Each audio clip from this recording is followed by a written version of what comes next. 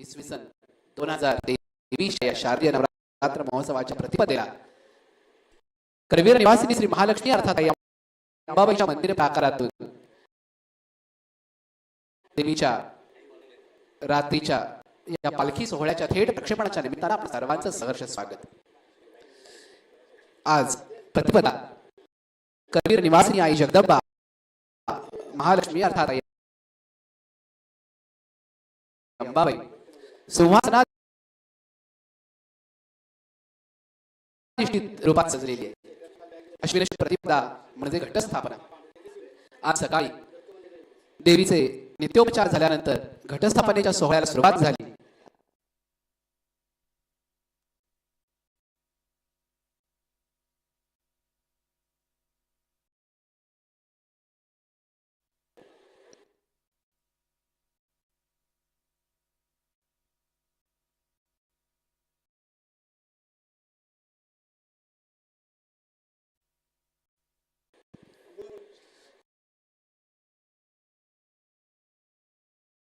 करवीर निवासिनी श्री महालक्ष्मी अर्थात अंबाबाई आज या शारदीय नवरात्र महोत्सवाच्या प्रतिपदेला सिंहासनाधिष्ठित रूपामध्ये सजलेली आहे।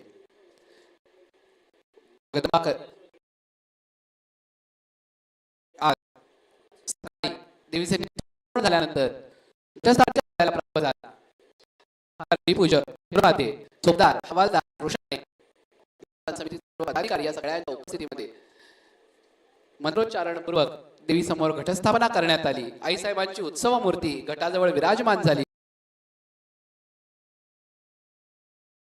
आणि तोफेची सलामी देऊन या शारदीय नवरात्र महोत्सवाला प्रारंभ झाला। आज या नवरात्र महोत्सवाची ही प्रथम तिथी, पहिली तिथी प्रतिपदा आणि या प्रतिपदेपासूनच हा आनंद सोहळा सुरू होईल। रोज करवीर निवासिनी जगदंबा नित्य नव्या रूपात सजेल, त्या रूपाचं वर्णन, तिच्या या क्षेत्राची महती आणि तिच्या या संपूर्ण वैभवाचं वर्णन आपण या ठिकाणाहून पाहणार आहोत। जगदंबेच्या या क्षेत्राचं, जगदंबेच्या या रूपाचं वर्णन करताना भक्तजनांच्या या आराध्याशा देवतेचं जितकं म्हणून स्तवन करता येईल, जितकं म्हणून तिच्याबद्दल सांगता येईल, बोलता येईल, ते बोलण्याचा आपण प्रयत्न करूयात। कारण हा सोहळा म्हणजे फक्त व्रत किंवा एखादा उत्सव नव्हे, तर हे एक व्रत आहे, एक अनुष्ठान आहे। हे अनुष्ठान आहे आदिशक्ती जगदंबेला समजून घेण्याचं आणि तिला जाणून घेण्याचा प्रयत्न करताना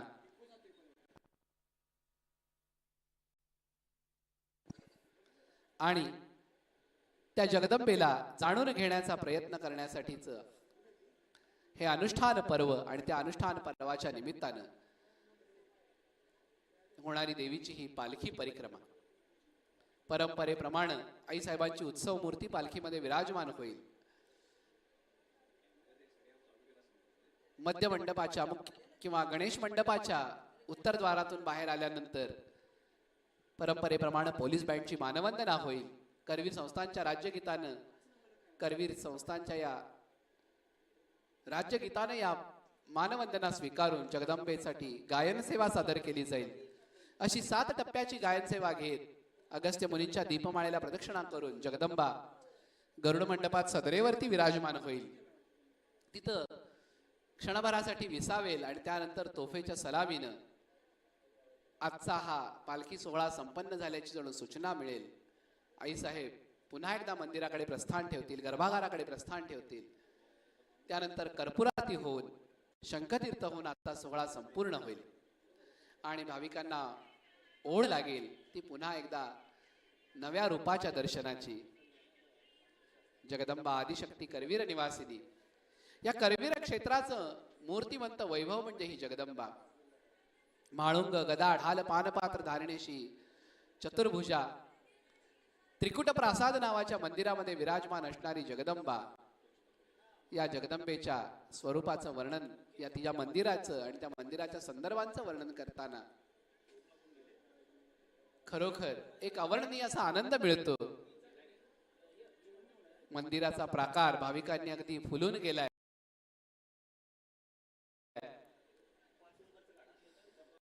वेगवेगळ्या ठिकाणाहून वेगवेगळ्या गावातून आलेले असंख्य भक्त जगदंबेच्या दर्शनासाठी आतुर झालेत आणि हे सगळ्या भक्तांना दर्शन देऊन तृप्त करत ही करवीर निवासिनी आपली मंदिर परिक्रमा पूर्ण करेल.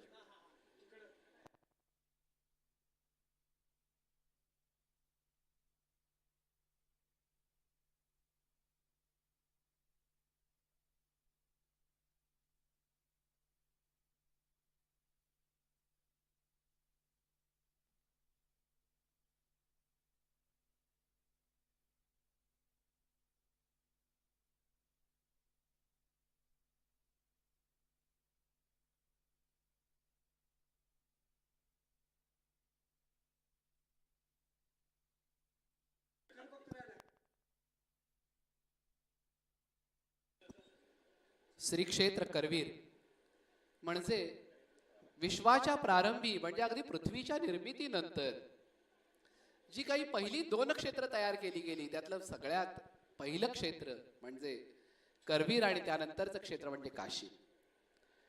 काशीचं स्वामित्व मिळालं ते भगवान विश्वेश्वरांना. भक्तजनांना या भवसागरातून पार करून नेणारा मुक्तिदाता असा भगवान विश्वेश्वर या रूपामध्ये भगवान शंकर काशीमध्ये विराजमान झाले. तर ब्रह्मा विष्णू महेशाची जननी असणारी ही आदिशक्ती या करवीर क्षेत्राची स्वामिनी झाली. कारण या तिच्या 3ही पुत्रांनी या क्षेत्राचं स्वामित्व आपल्या मातांकडे दिलं आणि म्हणूनच महाकाली, महालक्ष्मी, महासरस्वती अशा रूपामध्ये ही करवीर निवासिनी आई अंबाबाई या करवीर क्षेत्रामध्ये विराजमान आहे. त्रिकुट प्रासाद म्हणजे 3 देवींचं सुंदर असं हे मंदिर. देवीच्या उजव्या बाजूला महाकाली आणि डाव्या बाजूला महासरस्वती, पश्चिमाभिमुख अशी श्री महालक्ष्मी अर्थात आई अंबाबाई या त्रिकुट प्रासादाच्या मध्य मंडपात उभारल्यानंतर अतीव अशा शांततेचा, अतीव अशा सुरक्षिततेचा अनुभव येतो. कारण वरती मातृलिंग आणि त्यानंतर 3ही दिशांना या 3 देवी आणि पाठीमाग गणेश अशा एका सुरक्षित कवचामध्ये, सुरक्षित आवरणामध्ये जणू आपण सुरक्षित आहोत ही जाणीवच मनाला आनंद देणारी ठरते. त्यामुळे जगातल्या सगळ्या संकटांवरचा, जगातल्या सगळ्या दुःखांवरचा एकमेव उपाय म्हणजे कोल्हापूरकरांसाठी आईचं दर्शन. तिच्या चरणाशी नतमस्तक झालं की जगातल्या सगळ्या संकटातून बाहेर पडण्याचा मार्ग जणू गवसतो. कारण तिची कृपादृष्टीच या सगळ्यातून पार होण्यासाठी मदत करते. अशी जगदंबा आदिशक्ती या करवीर क्षेत्राची क्षेत्रस्वामिनी.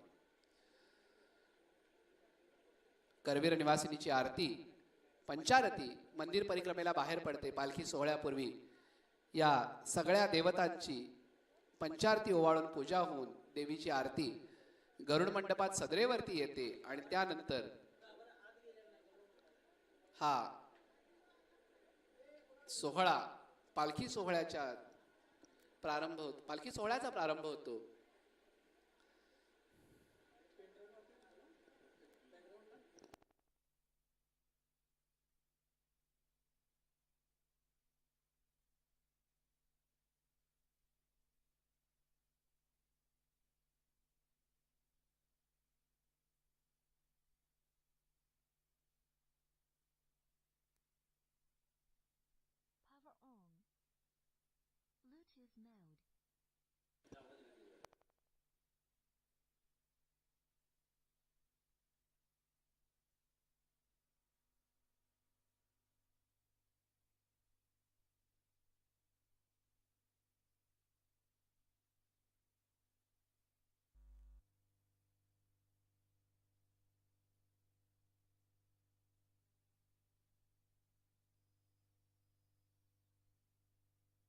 Bluetooth mode.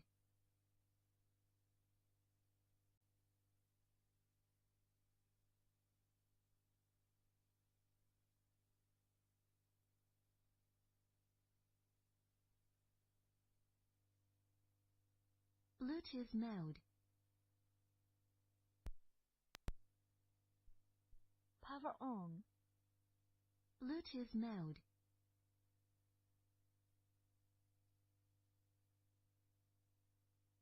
FM mode. Line in mode. Bluetooth mode.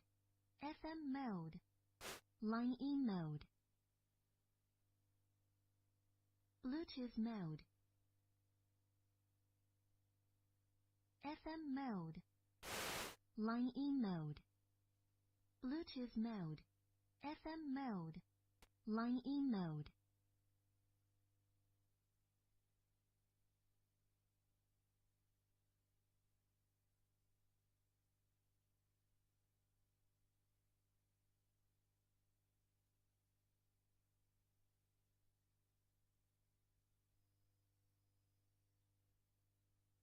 Bluetooth mode. FM mode. Line E mode. Bluetooth mode.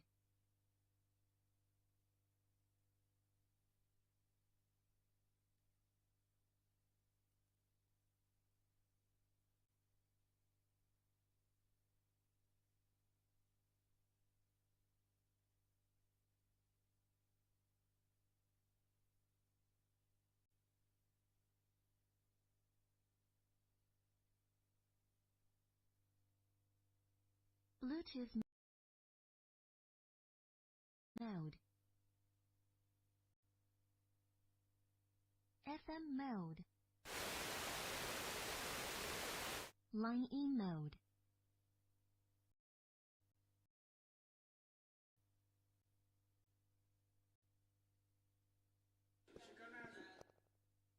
Jagdamba Adishakti Karveer क्षेत्राची क्षेत्रस्वामिनी आणि या क्षेत्रस्वामिनीचा वर्षातला सगळ्यात महत्वाचा सोहळा शारदीय नवरात्र महोत्सव. Line mode. शरद ऋतू येणारं हे नवरात्र आणि शरद ऋतूच्या आरंभी Bluetooth अश्विन mode. मासाच्या प्रतिपदेला या नवरात्र महोत्सवाची ही सुरुवात. सूर्याचं FM mode. कन्यागत असा सूर्य म्हणजे Line E mode. सगळ्यात कमी ज्याचं उष्ण मानलं जातं कन्यागत असा सूर्य किंवा सूर्याचं तेजही जेव्हा कमी आहे असं मानलं जातं अशा कन्यागत काळातला हा सूर्य आणि त्यामुळं तेजाची उपासना शक्तीची उपासना म्हणूनच कदाचित या काळामध्ये ही नवरात्र महोत्सवाची संकल्पना सूर्यांनी रूढ केली असावी. आणखी वेगळ्या संदर्भानं बोलायचं झालं तर वर्षमध्ये दोन जी नवरात्र प्रसिद्ध आहेत चैत्र नवरात्र आणि अश्विन नवरात्र. वास्तविक नवरात्र असं ज्या वेळेला आपण म्हणतो तेव्हा नवरात्रीचा समूह शिकले पण काही वेळेला तिथींची क्षयवृत्ती झाली सुद्धा आपण याला नवरात्र म्हणतो. एखाद्या वेळेला क्षय झाला तर अष्टरात्र म्हणत नाही किंवा वृद्धी झाली तर दशरात्र म्हणत नाही. हे नवरात्र या 9 संख्येशी बांधील असलं आहे असं आपल्याला जरी वाटत असलं तरी मार्गशीर्ष मासामध्ये खंडेरायाचा जो नवरात्रोत्सव असतो तो षडरात्रोत्सव म्हणून आपण ओळखतो. त्या षडरात्रोत्सवाला खंडोबाचं नवरात्र म्हणूनच ओळखलं जातं. सृजनाचा किंवा नवरात्र म्हणजे सृजनाचा उत्सव. चैत्रामध्ये ज्या वेळेला आपण चैत्र नवरात्र आरंभ करतो सृष्टीच्या सृजनाची प्रक्रिया सुरू झालेली असते. वसंत ऋतूचं आगमन झालेलं असतं आणि झाडांना नवी पालवी फुटायला सुरुवात झालेली असते. पण त्यावेळेलाही थंडीचा काळ संपून कडकडीत उन्हाचा काळ सुरू होणार अशा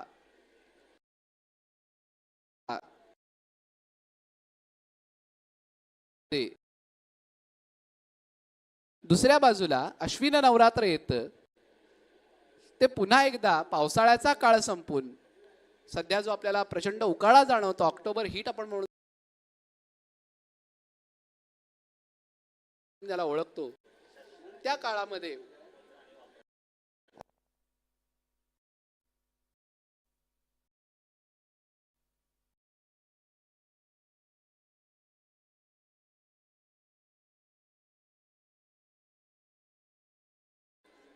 नवरात्र महोत्सव येतो. जेव्हा पावसाळा संपलेला आहे थंडीला अजून पुरती सुरुवात झालेली नाही पण थंडीचं आगमन जाणवतंय आणि दुसऱ्या बाजूला ऊनही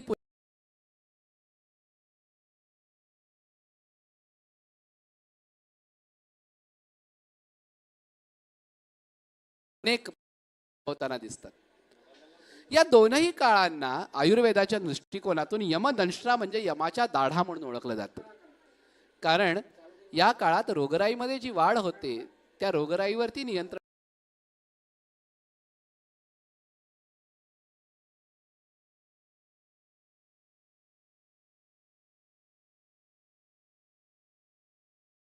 महोत्सवाचे विधी केले जातात. असं हे शारदीय नवरात्र म्हणजे शरद ऋतूमध्ये येणारं नवरात्र म्हणून हा शारदीय नवरात्र महोत्सव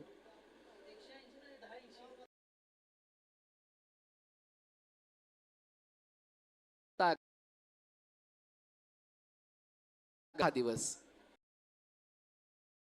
घटस्थापना म्हणजे जे सृजनाचं चक्र वसंत ऋतूपासून सुरू झालं, जे आता पूर्णत्वाला येऊ घातलंय, त्या सृजनाची पुन्हा अनुभूती घेण्याचा हा क्षण म्हणजे शारदीय नवरात्र महोत्सव.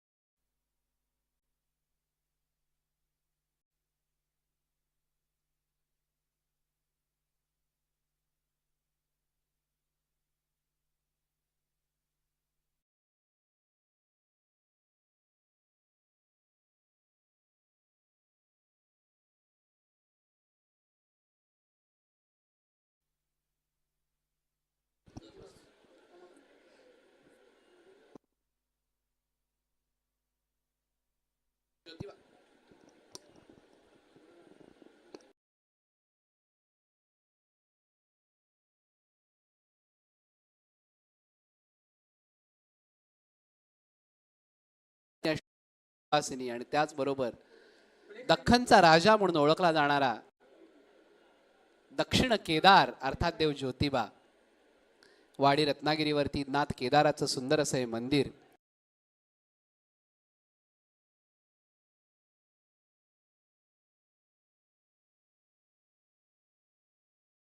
केदार नामे रत्नासुर मर्दोनी भक्ता पावला असा हा देव केदार, ज्यानं स्वतःच्या शरीरातून कलियुगा माझी नरा अशक्त अल्पायुषी शरीरा होतील म्हणून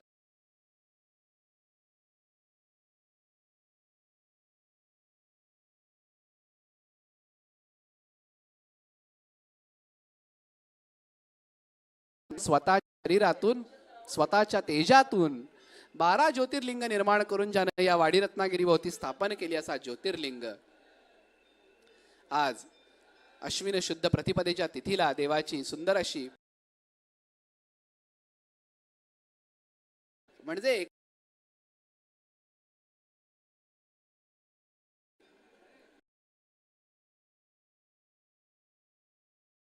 केदारनाथाच्या पूजांमध्ये देवाची सुवर्ण कमळांमध्ये बांधली जाणारी पूजा हे आगळं वैशिष्ट्य परंपरागत पद्धतीनं घटस्थापना करून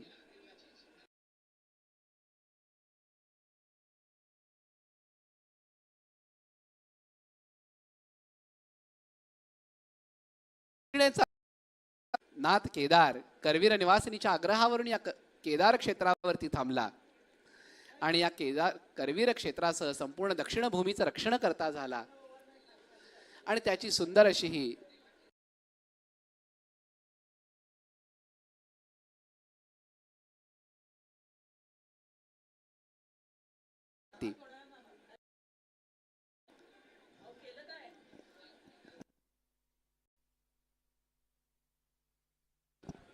करवीर निवासिनीची शिबिका देवीला आणण्यासाठी म्हणून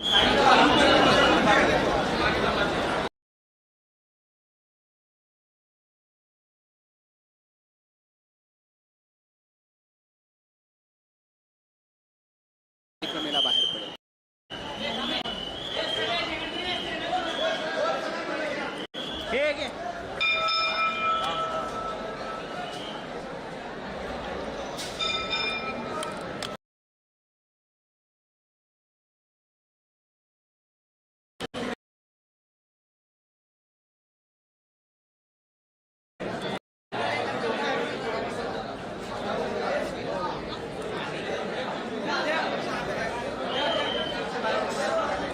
गणेश मंडपामध्ये आई साहेबांची शिबिका ठेवली जाईल.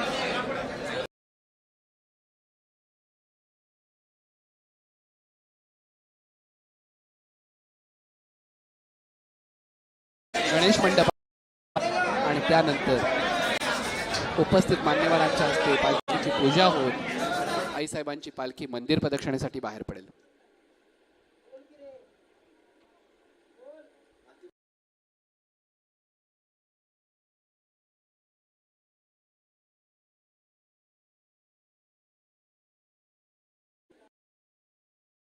सजवलेली ही करवीर निवासिनीची आजची पालखी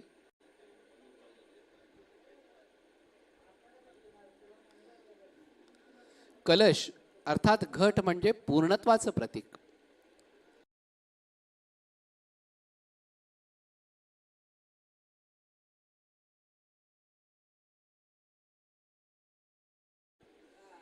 अंदादीप आणि धूप या पंचतत्वांच्या माध्यमातून ही पाचही महाभूत जिथं आविष्कार दर्शवतात अशा या घटस्थापनेच्या सोहळ्या दिवशीची आजची करवी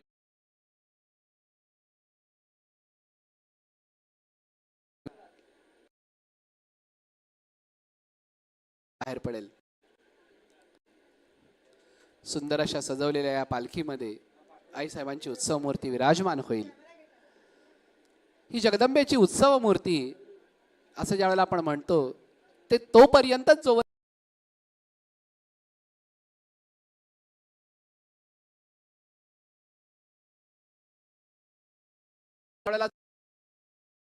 जगदंबा गर्भागारातून बाहेर पडते त्यावेळेला तिला श्री जगदंबा म्हणूनच संबोधण्याचा किंवा श्री जगदंबा असंच म्हटलं जाण्याचा प्रघात आहे. त्याचं कारण त्यांच्या हातामध्ये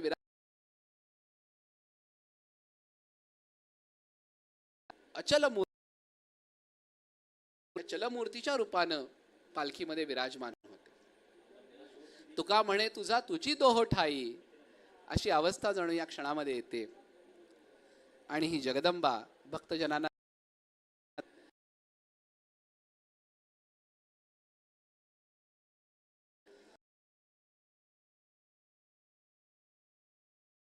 प्रत्येक स्वरूपामधून हीच जगदंबा आविर्भूत होते. माळुंग गदा ढाल पानपात्र मस्तकी नागलिंग योनी अशी चिन्ह धारण करणारी ही उत्सव मूर्ती साक्षात जगदंबेचीच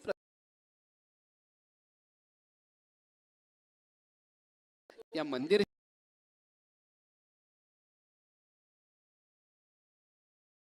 करवीर निवासिनी आदिशक्ती आई अंबाबाई अर्थात शिलालेखातून वर्णन केलेली महालक्ष्मी किंवा जिचं वर्णन आपल्याला दुर्गा सप्तशती सारख्या पौराणिक ग्रंथामध्ये महालक्ष्मी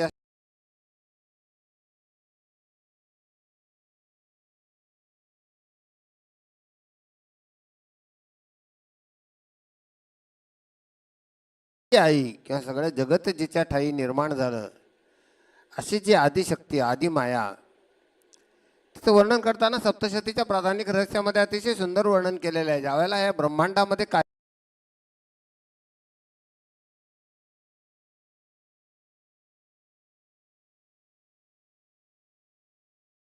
अणु आणि त्यातून ब्रह्मांडाची निर्मिती झाली, त्यातून नक्षत्र ग्रह ताऱ्यांची निर्मिती झाली.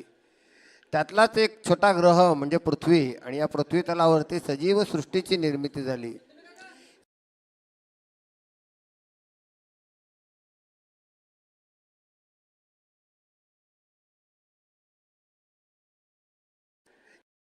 त्याला दिव्य कण असं संबोधलं गेलं. असा हा दिव्य कण आपल्या ऋषीमुनींनी आपल्या दिव्य दृष्टीने अगोदरच पाहून ठेवला होता आणि या दिव्य कणालाच या विश्वाची निर्मितीचा अधिकार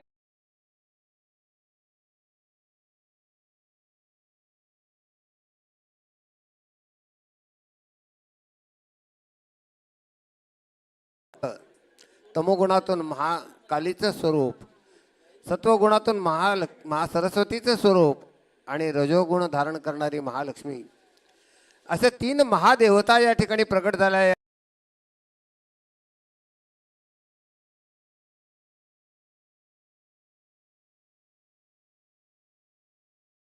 निर्मिती ही जी देवी आहे हिचं नाव महालक्ष्मी. मग विविध कारणासाठी विविध युगामध्ये या देवीने विविध अवतार धारण केले, तिला विविध नावं मिळाली. अक्षरशः आपल्याला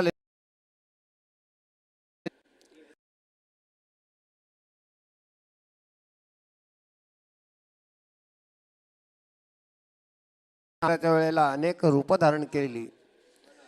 महाकाली, महासरस्वती आणि महालक्ष्मी या 3 बीज रूपातून अनेक लक्षावधी रूपामध्ये ती प्रकट झाली आणि म्हणून ती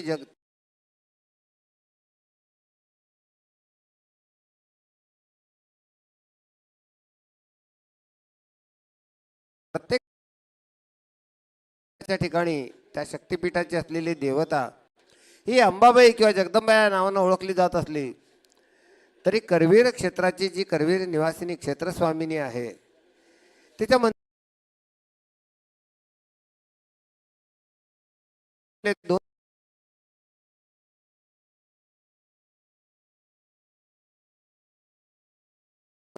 या जगदंबेला महालक्ष्मी म्हटलेलं आहे. अर्थात सामान्यांच्या बोलीभाषेतली ही आई अंबाबाई. अंबाबाई म्हटलं तर जो जिव्हाळा शब्दामध्ये तिला हृदयापासून पुकारलेली हाक त्या देवता तत्वापर्यंत पोहोचण्यासाठी तिथं बोलीभाषेतलं नाव महत्वाचं. परंतु कागदपत्रामध्ये किंवा शिलालेखामध्ये असलेले जर पुरावे पाहिले किंवा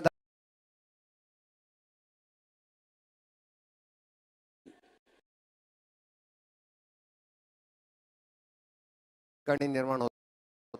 पंढरीच्या विठुरायाला कोणी पांडुरंग म्हणतं, कोणी विठोबा म्हणतं, कोणी विठू माऊली म्हणतं. या सगळ्या नावातून प्रकट होतं ते एक परब्रह्म तत्व. तसंच आई अंबाबाई किंवा महालक्ष्मी किंवा जगदंबा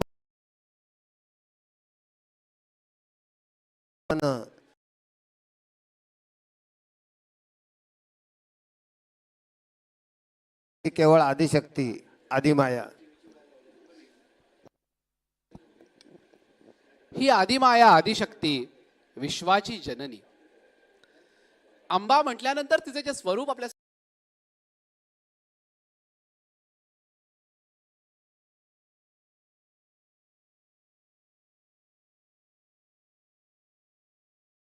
श्रीपूजकांच्या करकमलात विराजमान होऊन पालखीमध्ये विराजमान होण्यासाठी प्रस्थान ठेवते. काही क्षणातच जगदंबा पालखीमध्ये विराजमान होईल. मान्यवरांच्या हस्ते पालखीचं पूजन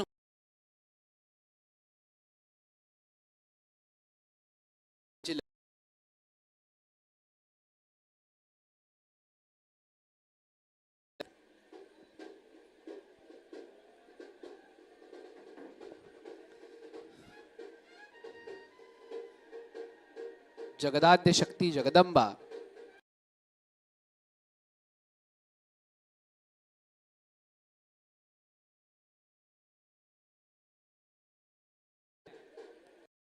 तत्वज्ञानाच्या दृष्टीतून भगवान नारायणांची अभिन्न शक्ती म्हणजे ही जगदंबा लक्ष्मी. शैवांच्या दृष्टिकोनातून शंकराची अभिन्न शक्ती म्हणजे ही पार्वती.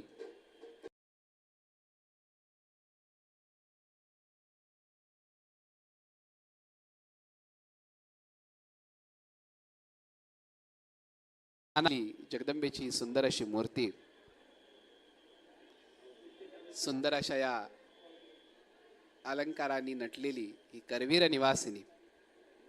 छत्र, सूर्यपान,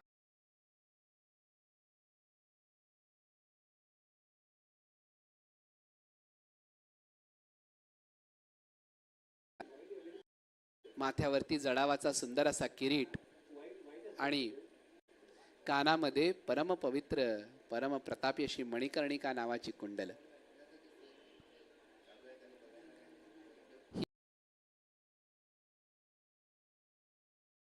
बरोबरच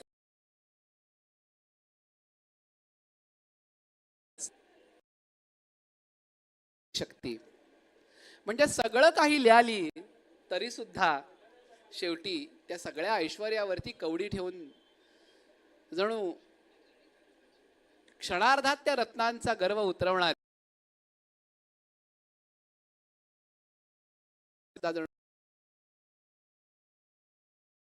एक कवडीच प्रिय आहे. कारण शेवटी ती आई आहे. भक्ताच्या मनात उठणाऱ्या प्रत्येक विचार तरंगाचा विचार करणं ही तिची जबाबदारी आहे आणि ती सृष्टीच्या निर्मिती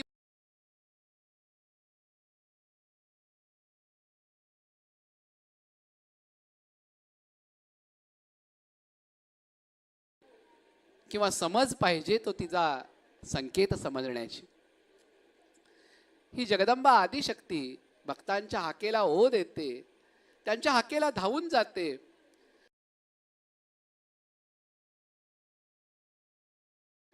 तर देता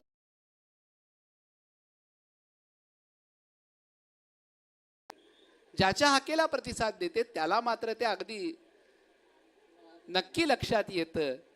कारण हा अनुभवच मुळात असा आहे, तो साखरेचा मेवा ज्याला मिळालाय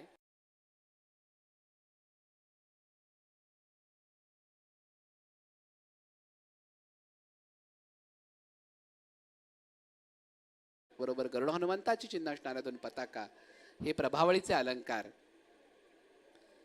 करवीर निवासिनीच्या मंदिर प्राकाराच्या अनेक विध देवता आहेत, त्यापैकी गजेंद्र लक्ष्मी अर्थात करवीर निवास तर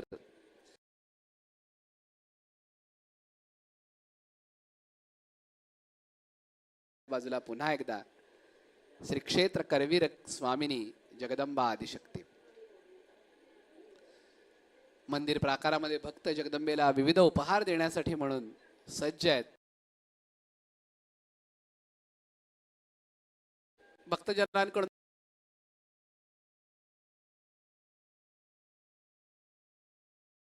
भाव, तो भक्तांचा आर्त भाव स्वीकारणारी ही जगदंबा, ही जगदाद्य शक्ती जगदंबा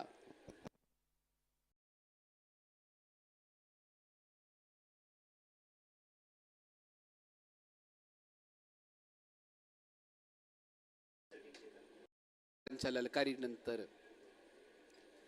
मंदिर प्रदक्षिणेसाठी बाहेर पडेल.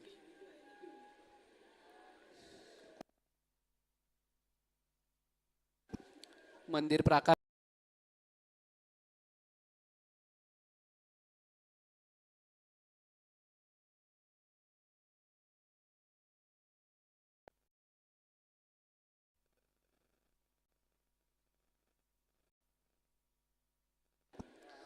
मान्यवरांच्या हस्ते श्रींच्या शिबिकेचं पूजन होतंय.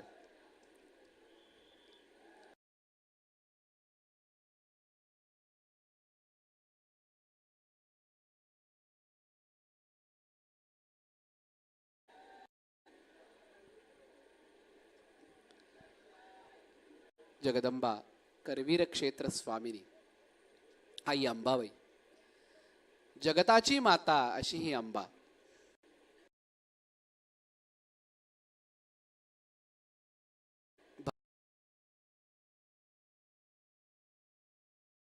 तितकी तिलाही ही ओढ आहे आणि म्हणूनच कदाचित हा सोहळा सजतो. ईश्वरी तत्वाबाबतीत बोलताना ज्याची जितकी ओढ तितका त्याला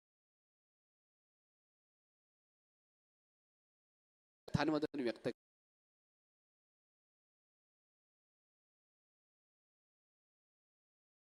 एक राजचिन्ह पालखीमध्ये विराजमान असणाऱ्या विभूतीवरती थेट सूर्याची किरण न पडावी म्हणून अब्दागिरीची रचना करण्यात आलेली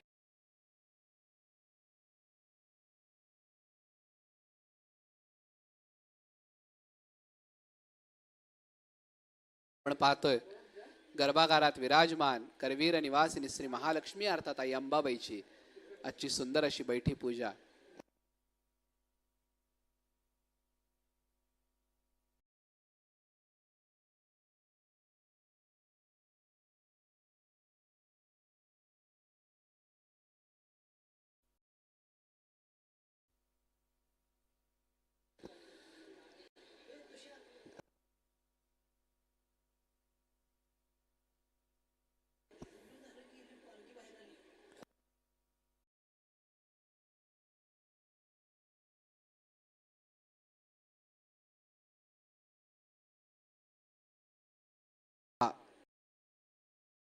दर्शन देण्यासाठी आतुर झाली आहे आणि तिच्या दर्शनासाठी भक्तजन आतुर झालेत. वास्तविक देवानं भक्तांसाठी आतुर होणं हा एक अनोखा योग म्हणावं लागतं. भक्ताची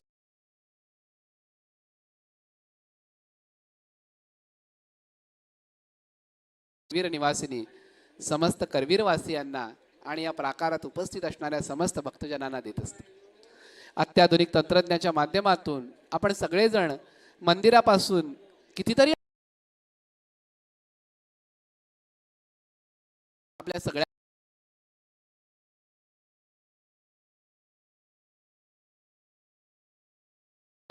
त्यानंतर कोल्हापूर शहरापुरती झाली, नंतर कोल्हापूर जिल्ह्यापुरती झाली, आता यूट्यूब आणि बाकीच्या इंटरनेटच्या माध्यमातून अखंड जगभरात जिथं कुठं करवीर निवासिनीचे भक्त आहेत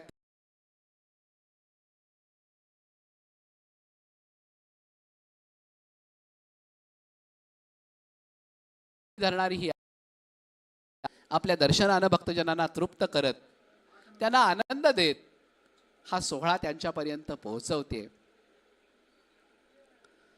कारण आपण आपल्यापैकी बरेच जण या करवीर क्षेत्रात राहतात.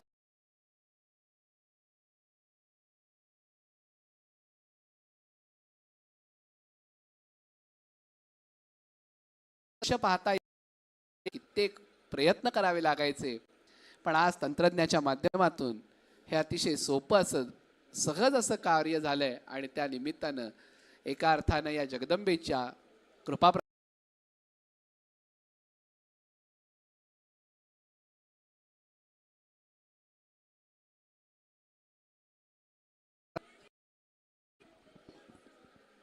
हजारो योजना अंतरावरून त्या जगदंबेचं दर्शन होतं.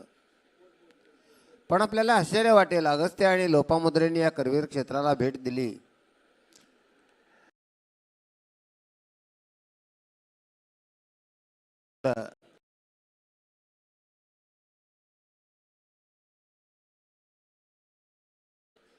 दक्षिणेत आल्यानंतर त्यांनी जगदंबेचं दर्शन घेतलं, करवीर क्षेत्राच्या यात्रा केल्या, त्या यात्राच्या नोंदी केल्या. लोपामुद्रेच्या करवीर क्षेत्रातील पौराणिक स्थानाबद्दलच्या सर्व शंकांचं निरसन केलं. दिल्यानंतर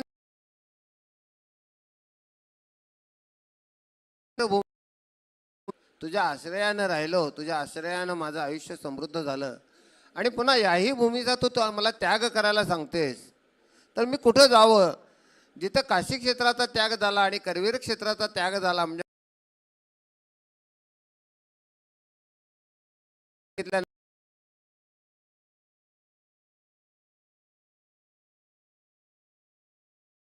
तिथं तिथं मी तुझ्या सोबतच आहे.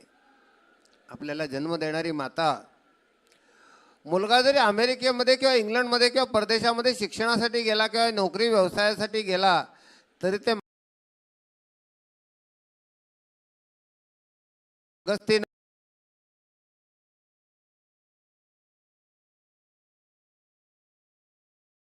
पण सध्याच्या विज्ञान युगामध्ये या करवीर क्षेत्रापासून हजारो मैल अंतरावर असलेल्या भक्तांना जगदंबेचं जे दर्शन होतं, त्यांच्या मनामध्ये जगदंबेविषयी प्रेमभाव असेल, वास्तव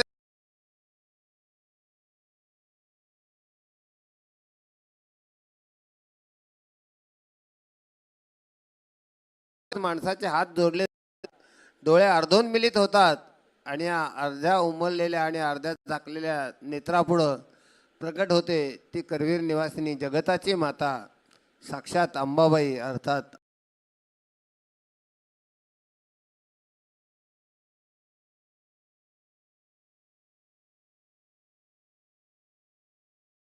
ही कथा आपल्या सगळ्यांना माहिती असली तरी त्यामागे आणखी एक कथा करवीर महात्म्यात आहे. कोण एकेकाळी महर्षी अगस्त्य आपल्या शिष्यांसह वनामध्ये भ्रमणासाठी गेले असता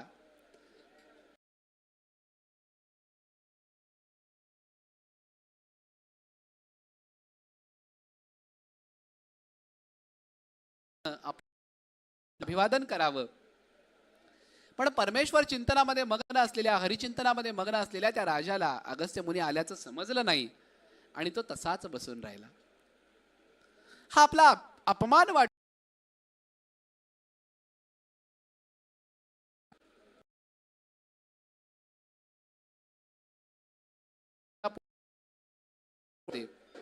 चोपदारांची ललकारी झाली आणि करवीर निवासिनी श्री महालक्ष्मी अर्थात आई अंबाबाई मंदिर प्रदक्षिणेसाठी म्हणून बाहेर पडते.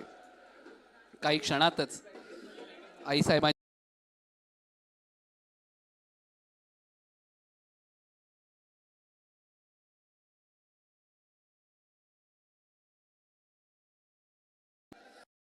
गणेश मंडपाच्या पायऱ्या उतरून खाली येता क्षणी पोलीस बँडची मानवंदना घेईल. हे जगदंबावर करुणेशा भक्त प्रियकर शंभो ठेवी निरामय आयुर्बलजय देऊनी अक्षय करवीर नृपछ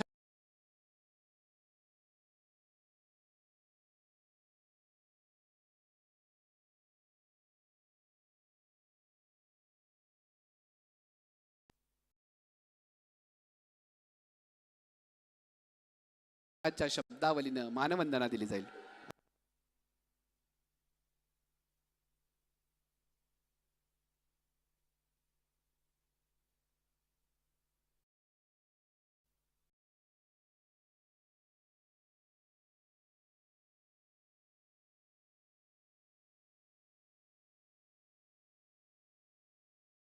हे जगदंबावर करुणेशा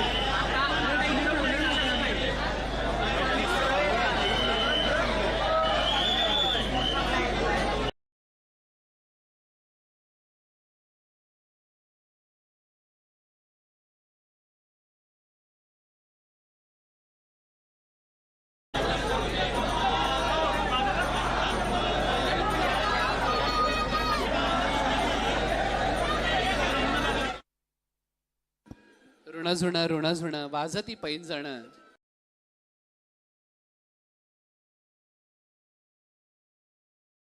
तिला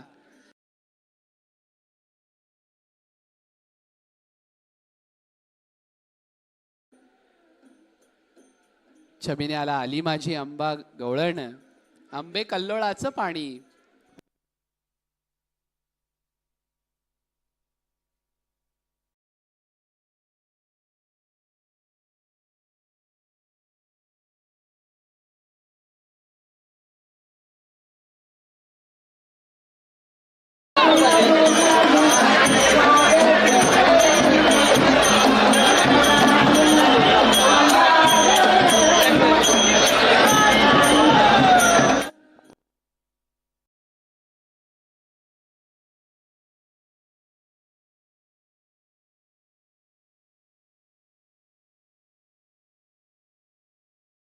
ललकारी टप्प्यासाठी आईसाहेबांची शिबिका मार्गस्थ होती.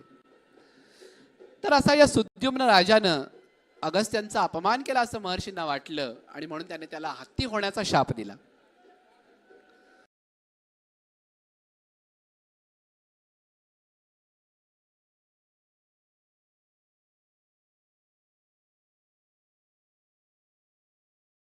झाले मनानं सुद्युम्नानं भगवान नारायणांना एकच प्रार्थना केली की ठीक आहे, मला हत्तीचा जन्म मिळेल, पण त्याही जन्मात मला तुमचं स्मरण राहू दे. एखाद्या वेळेला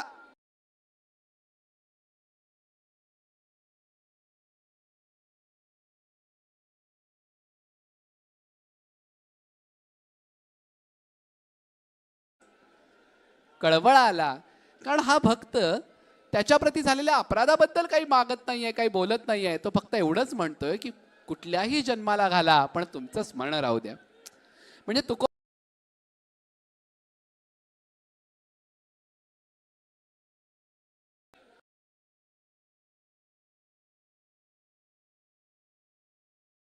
भावनेनं तुकोबांनी परमेश्वराकडे प्रार्थना केली आणि तीच प्रार्थना जणू या सुद्युम्नानं केली. आणि त्यामुळं भगवान नारायणांच्या डोक्यामध्ये, त्यांच्या मनामध्ये एक विचार आला,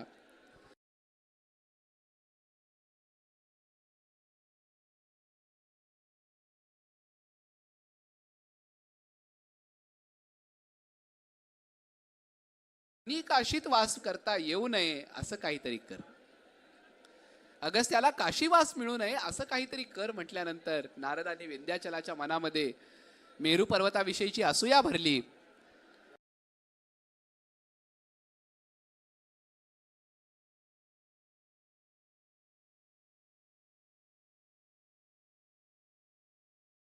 करत आक्रोश करत अशी येताना विश्वेश्वराची करुणा भाकली आणि शेवटी परमेश्वरालाही असं वाटलं की याच्या अपराधाची पुरती शिक्षा मिळालेली आहे.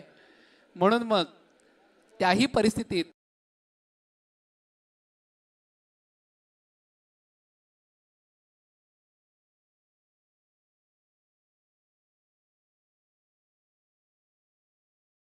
पाप करणारे आपले स्वामी अचानक प्रसन्न झालेले बघून लोपामुद्रेला आनंद वाटला आणि तिने आपल्या पतीला विचारलं की आपण इतका वेळ इतके दुःखी होतात,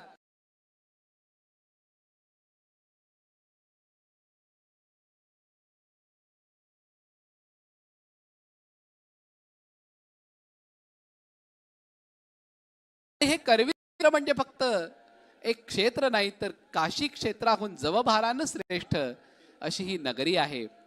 त्यामुळे आपण या करवीर क्षेत्री जाऊयात. आणि याच नियमानं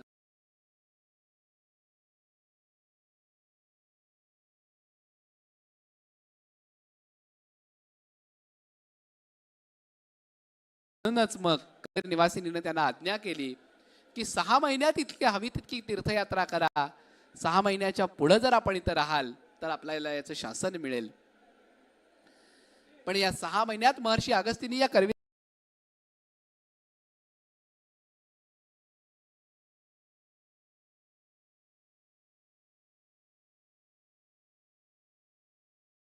महत् भाग अवतार कार्य महर्षी अगस्तींनी केलं, त्याची कृतज्ञता म्हणूनच की काय या करवीर क्षेत्राची क्षेत्रस्वामिनी हा कृपाप्रसाद त्यांना दर पालखी सोहळ्याच्या वेळेला देते. अगस्त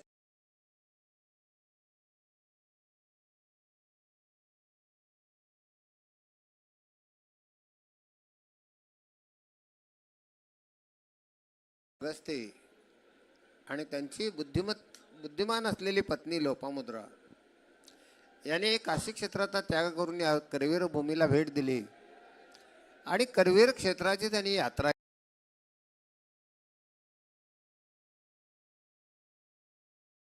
बद्दलचे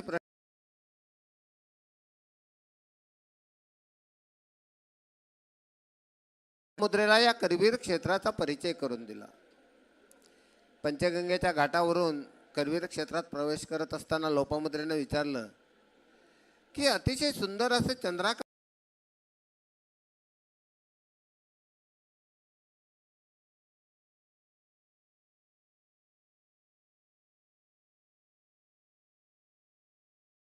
शंकरांना विचारला, नाथ, खाली जी चंद्रकोरी सारखी रम्य वळण असणारी नदी दिसते, त्या नदीच्या प्रवाहाचं महत्व काय ते मला सांगा. आणि मग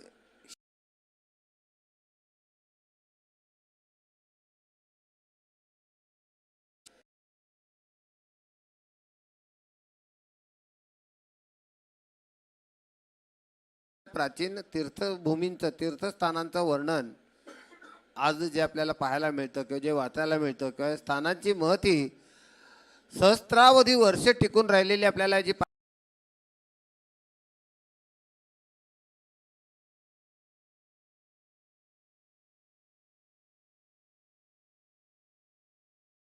ज्यांनी केलं ते दाजीबा जोशीराव. या दाजीबा जोशीरावांनी रचलेलं संस्कृत करवीर महात्म्य, त्यानंतर त्याचं प्राकृतीकरण, त्यानंतर कोल्हापूरच्या शिवाजी विद्यापीठात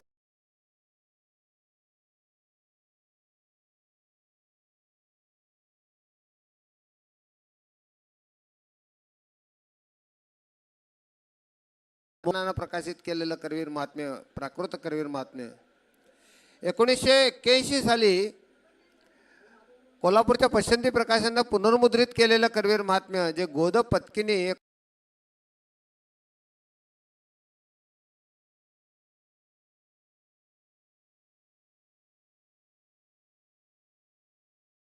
अक्षरशः ओळखतात. आपलं दुर्दैवानं त्याच्याकडे लक्ष जात नाही. पुराण कथा किंवा पुराणातली वांगी म्हणून आपण त्याचा त्याग करतो, ते सोडून देतो. पण यातली अनेक उदाहरणं आज सुद्धा या करवीर भूमीमध्ये आहे. आज या अगस्तीनी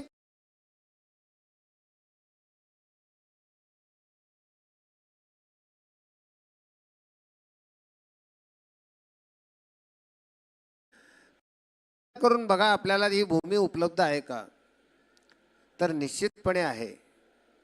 करवीर निवासिनीच्या ईशान्येला 2 बाण अंतरावर असलेल्या रुद्रगया, विष्णुगया या ठिकाणी ज्या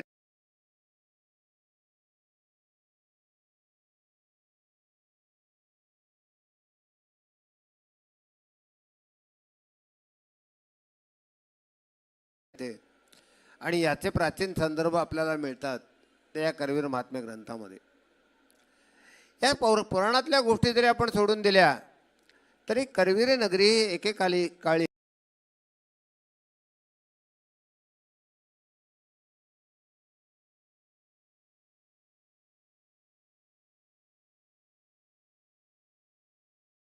देशावरच अस्तित्वात होतं, भूमीच्या पातळीवर होतं.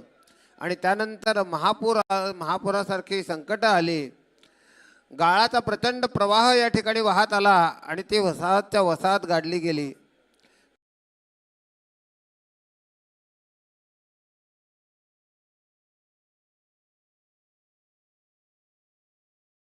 टप्प्यावर वसाहती पुण्याच्या डेक्कन कॉलेजनं सांकलिया म्हणून एका पुरातत्वविदच्या मार्गदर्शनाखाली या कोल्हापूरचं भूमीचं उत्खनन केलं. या ठिकाणचे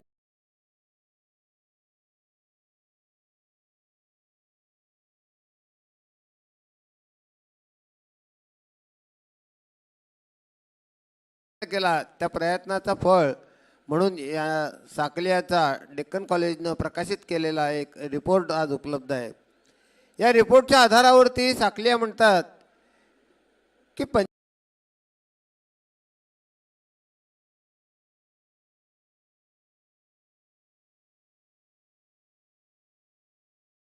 रोमन व्यापारी संबंध होता आणि अशा तऱ्हेनं आजपासून 2200 वर्षापूर्वी याच भूमीवर एक सुनियोजित वस्ती असलेलं शहर नांदत होतं.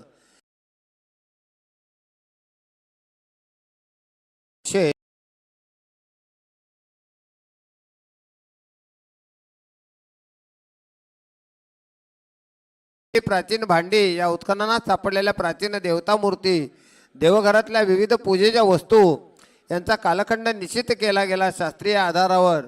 आणि त्यावेळेला लक्षात आलं की ही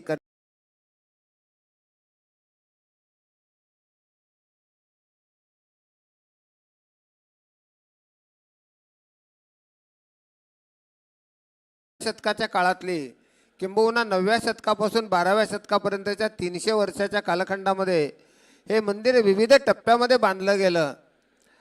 आणि अशा तऱ्हेचं एक सुमारे 1000 वर्षापूर्वीचा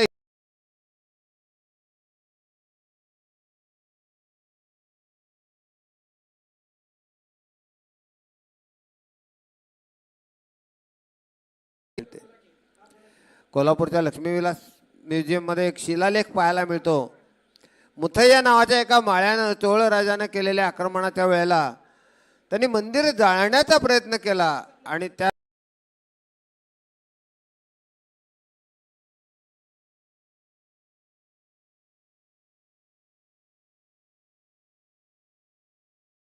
पॅलेसमध्ये इतिहासाची साक्ष देणार आहे. या ऐतिहासिक घटनातून आपल्याला एक निश्चितपणे समजतं की ज्या अर्थी हे मंदिर जाळण्याचा प्रयत्न केला त्या अर्थी ते दगडाचं असणार नाही.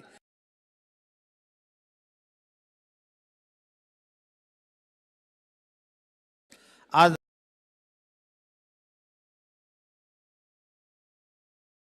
स्वतंत्र मंदिर आहे. या मंदिराला अंतर्भागामध्ये स्वतंत्र शिखर आहे. इतकंच नव्हे तर त्या शिखरावर स्वतंत्र कळस आहे आणि त्याचबरोबर त्याची ध्वजा सुद्धा स्वतंत्र आहे. आणि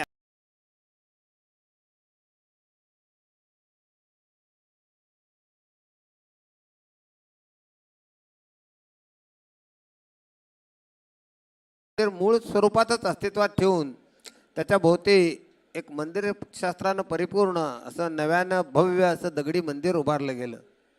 या मंदिराच्या उभारणीचा कालखंड म्हणजे शिलाहारांची कारकीर्द.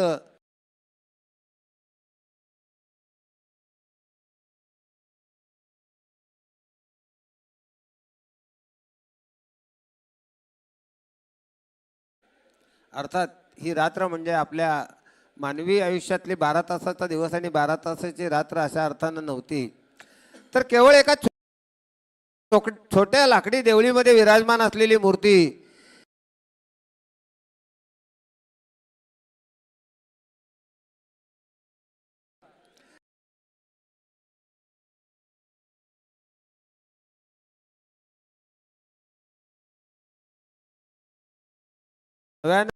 त्याची उभारणी केली. आज जे भव्य मंदिर आपण पाहतो, ज्या मंदिराला महालक्ष्मीची उत्सव मूर्ती परिक्रमा करते, ते भव्य असं दगडी मंदिर, पाषाणी मंदिर, याच्या रचनाकाल जर आपण पाहिला तर मंदिरशास्त्राच्या अभ्यासानुसार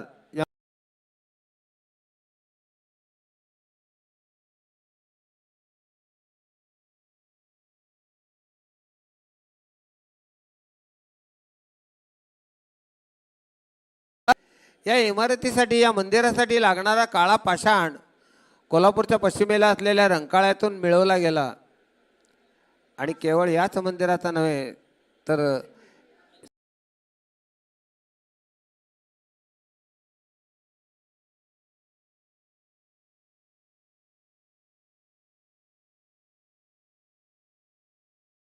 आणि त्या पाषाणातून साकारलं गेलं हे महालक्ष्मीचं भव्य मंदिर. ज्या मंदिराला परिक्रमा करत असताना करवीर निवासिनीच्या उत्सव मूर्तीचं आपण दर्शन घेत आहोत.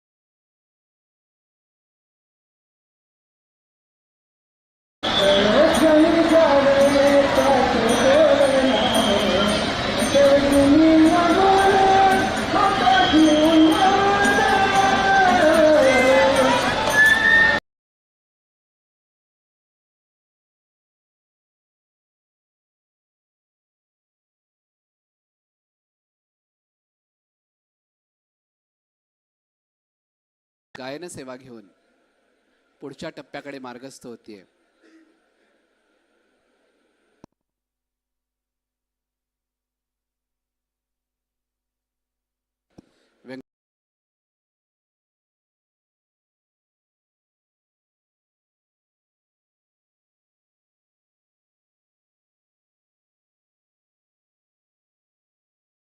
या करवीर क्षेत्रात झाल्या. कूर, चालुक्य, शिलाहार, यादव अशा अनेक राजवटींना आश्रय देणारी ही जगदंबा. प्रत्येक राजानं आपापल्या परीनं या मंदिराचं वैभव वाढवण्याचा प्रयत्न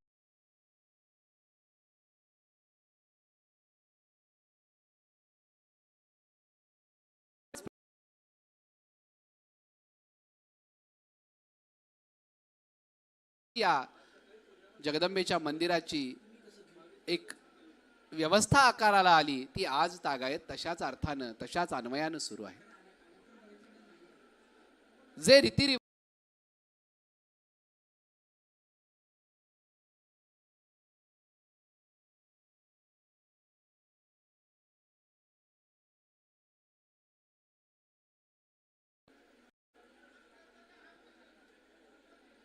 देवीची ही पालखी परिक्रमा अगदी मध्यावरती येऊन पोहोचली आहे.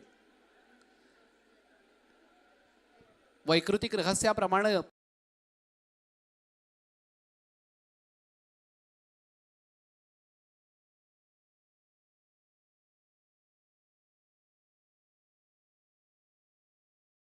ब्रह्म सरस्वतीच्या ठिकाणी आज कात्यायनी म्हणून ओळखली जाणारी मूर्ती आहे. या ठिकाणी वास्तविक सरस्वतीसह ब्रह्माचं स्थान असलं पाहिजे. आणि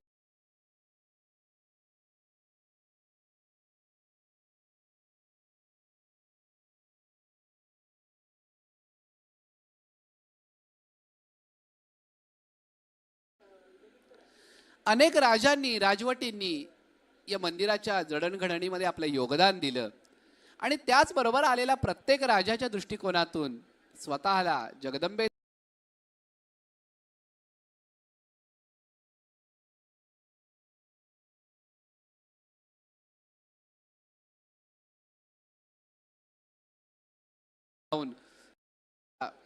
वंशावळीचं किंवा वंशचरित्राचं वर्णन करताना आपल्याला दिसतो.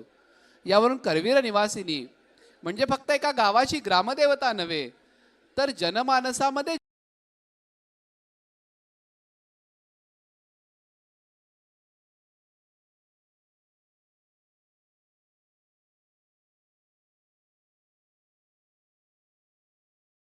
आणि तिच्या कृपेनं आपल्याला राज्य मिळालं ही कबुली ज्या वेळेला राजा एखाद्या प्रजेपुढे द्यायचा त्यावेळेला साहजिकच त्या राजाबद्दल प्रजेलाही आदर वाटायचा आणि म्हणूनच कदाचित अशा आशयाची विशेषण आपल्याला शिलालेखात बघायला मिळतात.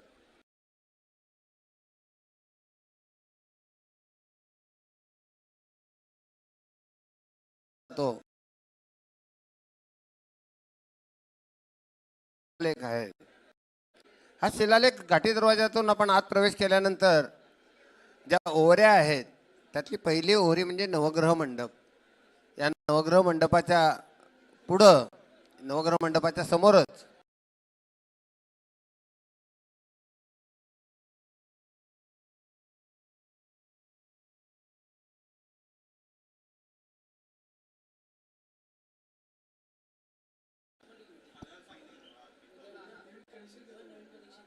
या अष्टदिक्पालाच्या मंडपाच्या छतावर 8 दिशांच्या 8 दिक्पालाचे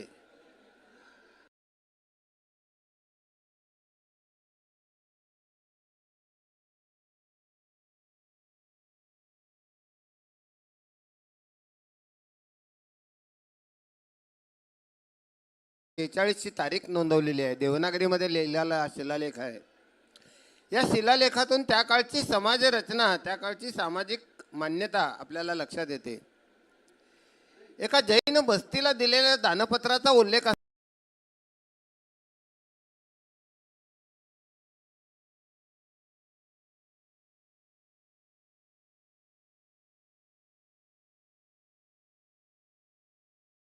वंदन करून केलेला आपल्याला पाहायला मिळतो. याचा अर्थच असा की या भूमीवर सत्ता गाजवणारा राजा स्वतः कोणत्याही संप्रदायाचा असला तरी त्याच्या दृष्टिकोनातून जगत जननी क्षेत्र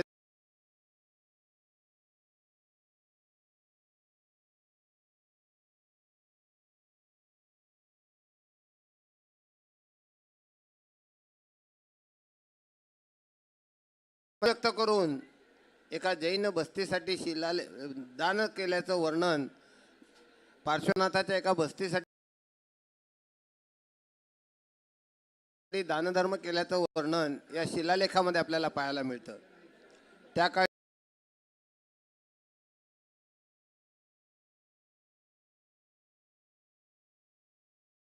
मिळतो.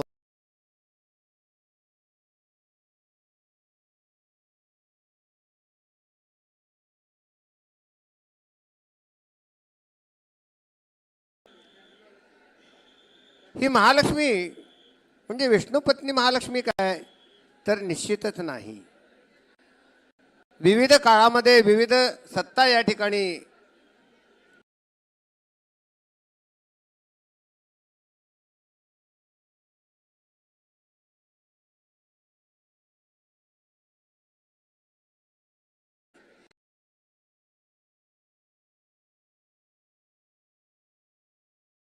दिलं गेलं, पण नंतर लक्षात आलं तिरुपतीहून प्रकाशित होणाऱ्याच संस्कृत ग्रंथामध्ये या करवीर निवासिनी जगदंबेचं आणि तिरुपतीचं असलेलं अतिशय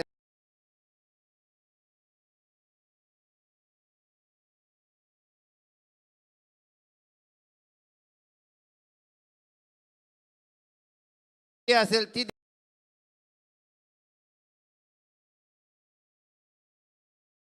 तो मदर मेरीची ज्या आत्मीयतेने आराधना करतो, आपल्याला जन्म देणाऱ्या मातेची ज्या आत्मीयतेने आराधना करतो, त्या आत्मीयतेनं त्या माणसानं हाक मारली तर त्या हाकेला प्रत्युत्तर देणारे वात्सल्य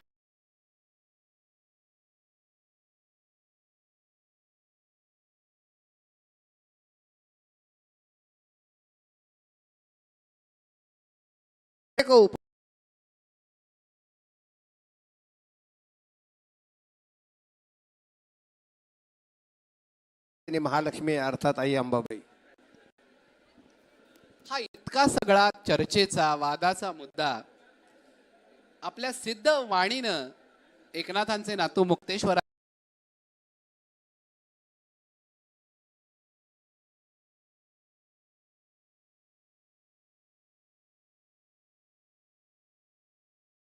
लक्ष्मी स्वरूप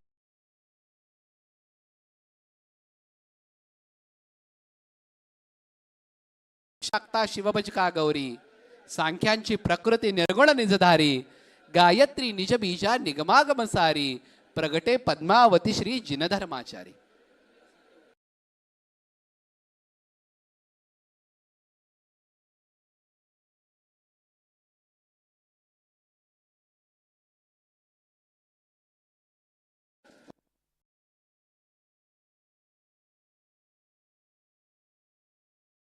म्हणण्याचं कारण काय तर श्रीकुळ आणि कालीकुल अशा ज्या दोन मुख्य उपासना परंपरा शाक्त संप्रदायामध्ये आहेत, त्यातल्या कालीकुलामध्ये तारेची उपासना, तारा या महाविद्येची उपासना करणारा सुद्धा एक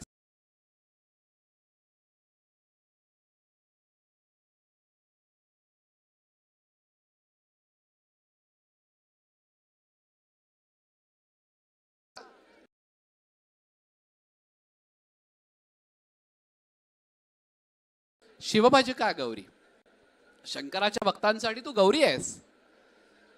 सांख्यांची प्रकृती, सांख्य ज्या प्रकृती तत्वाची उपासना करतात ती, आता गंमत अशी आहे की या करवीर क्षेत्रातच सांख्य तत्वज्ञान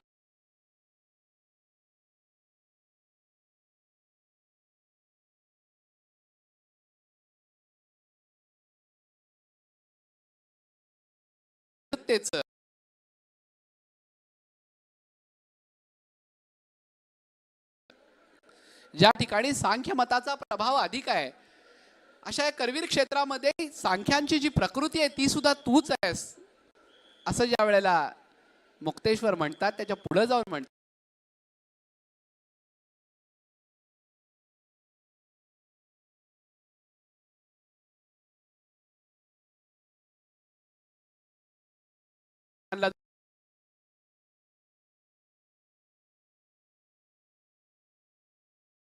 या तीनही वेळेला भगवती गायत्रीच्या 3 रूपांची उपासना होते. प्रातःकाली ती ब्रह्मस्वरूपिणी, माध्यान्हकाली विष्णू स्वरूपिणी, सायंकाली ती शिवस्वरूपिणी मानली जाते. अशी भगवत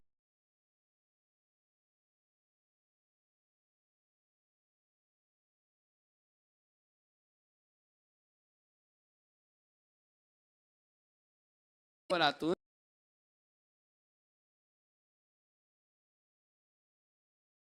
शासन देवता म्हणून ज्या पद्मावतीला ओळखलं जातं, ती पद्मावती सुद्धा तूच आहेस. म्हणजे या 4 ओळीमध्ये करवीर निवासिनीकडे किती रूपांनी पाहिलं जातं याचा प्रत्यय जणू मुक्तेश्वर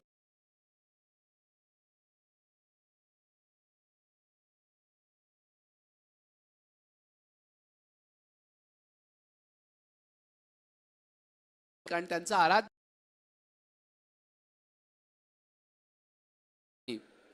म्हणून याच मुक्तेश्वरांनी रचलेली जगदंबेची आरती अनेकदा अनेक घरांमध्ये गायली जाते. जयदेवी जयदेवी जय महालक्ष्मी, वससी व्यापक रूपे तू स्थूल सूक्ष्मी.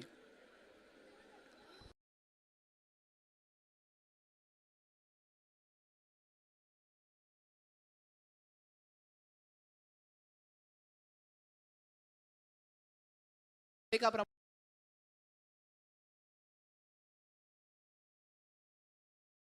भूती भारतीय परंपरेमध्ये होऊन गेल्या.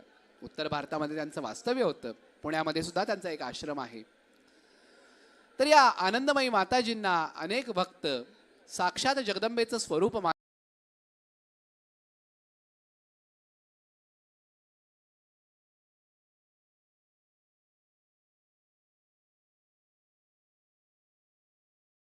जाण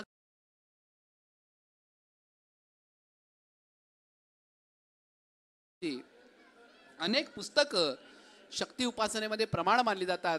महागणपती वरिवस्य असू दे किंवा श्रीविद्या रत्नाकर असू दे, अशा अनेक ग्रंथांचे ते रचनाकारां त्यांचे शिष्य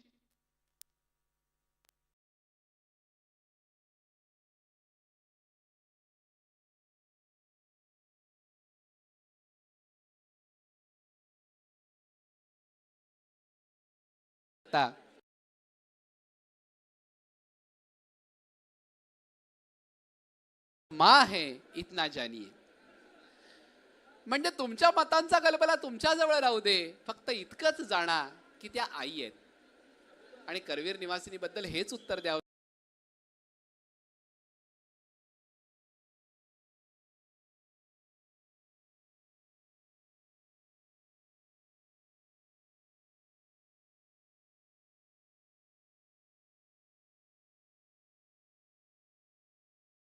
तुझ्या चरणांचं ध्यान करतात ते उत्पत्ती प्रलया विरहित अखंड ते राहते. म्हणजे अखंड असा जन्म मरणारहितचा मोक्ष त्यांना मिळतो. अशी ही करवीर निवासिनी जगदंबा.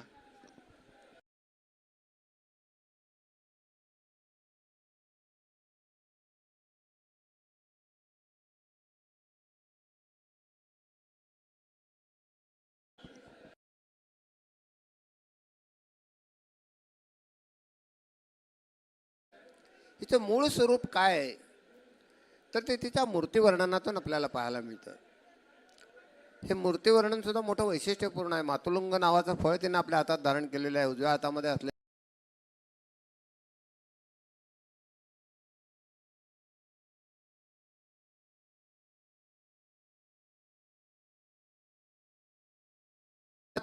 उपयोग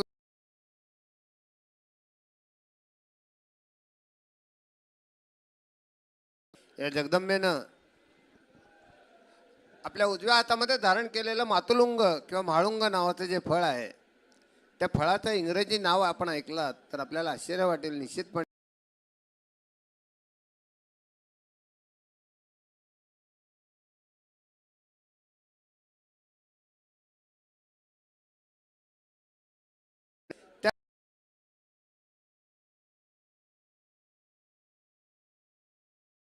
ठरलेलं फळ म्हणजे ॲडम्स ॲपल. ॲडम्स म्हणजे आदिमानव आणि इवा किंवा ईव म्हणजे आदी माता. आणि या दोघांना शारीरिक रूपानं एकत्र येऊन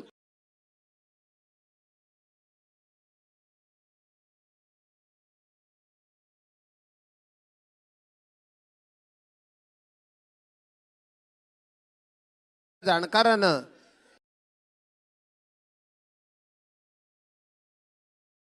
नाही, आयुर्वेदातल्या अनेक प्राचीन ग्रंथांमधून या फळाचा संतती नियमनासाठी किंवा संततीच्या निर्मितीसाठी येणारी विघ्न दूर करण्यासाठी औषधोपचार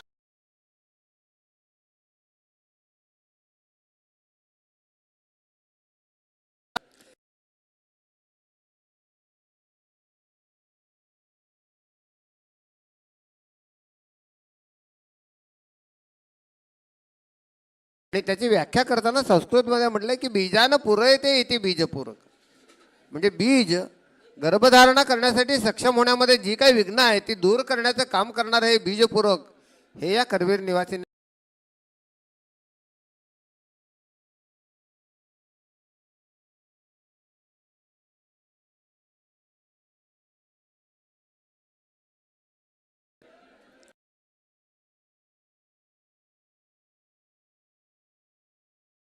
यक्षिणींच्या 48 यक्ष यक्षिणींच्या समुदायापैकी 40 यक्ष यक्षिणींनी बीजपूरक आपल्या हातात धारण केलेले आहे. मदनाच्या हातात बीजपूरक आहे, रतीच्या हातात बीजपूरक आहे, भैरवाच्या हातात बीजपूरक आहे, सरस्वती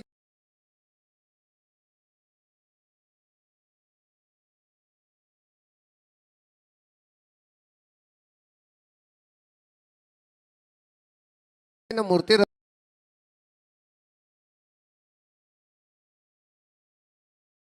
शिल्पातून एक वैज्ञानिक रहस्य या जगापुढं मांडलं गेलं आणि त्या रहस्याची प्रणेती असलेली ही करवीर निवासिनी जगदंबा म्हणून ही आई आदिशक्ती जगत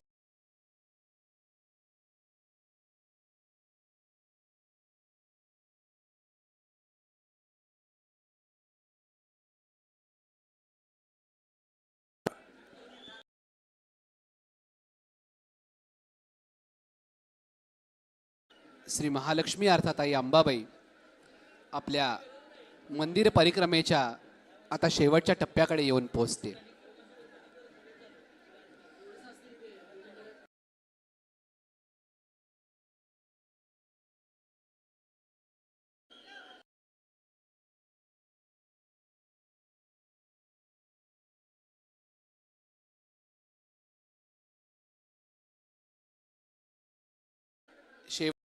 गायन सेवा घेतली जाईल आणि देवीची मूर्ती सदर सिंहासनावरती विराजमान होण्यासाठी प्रस्थान ठेवेल.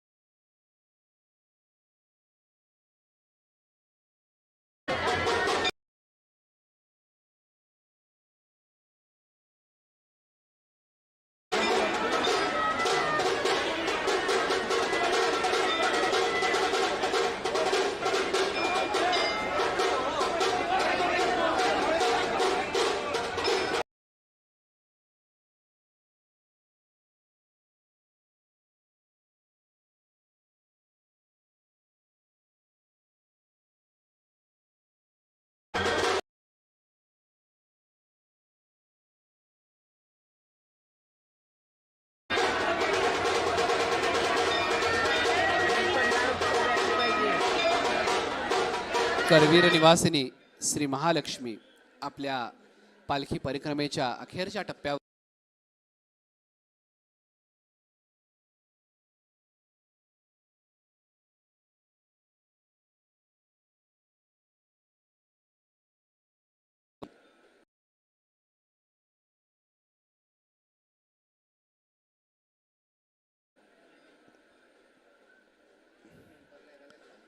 आदिशक्ती जगदंबा करवीर निवासिनी आपली पालखी परिक्रमा पूर्ण करून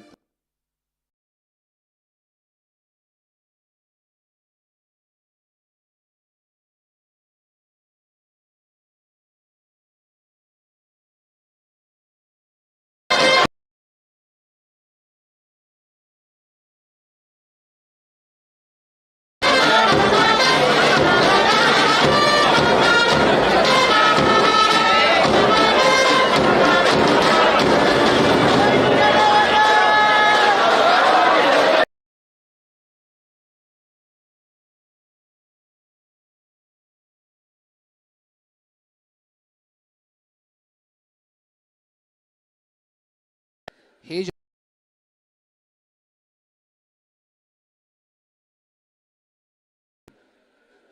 करवीर निवासिनी गरुड मंडपात सदर सिंहासनावरती विराजमान होण्यासाठी प्रस्थान ठेवते.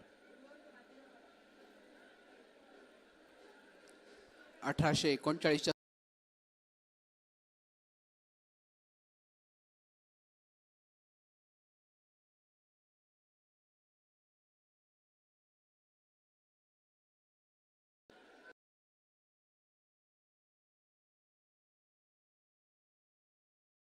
उभारला गेला. सदर सिंहासन म्हणजे असा दगडी चौथरा जिथं मंदिरातून पालखीची परिक्रमा झाल्यानंतर किंवा देवीच्या पालखीची परिक्रमा झाल्यानंतर काही क्षणासाठी का असेना देवी जिथं विश्राम घेते, विसावते,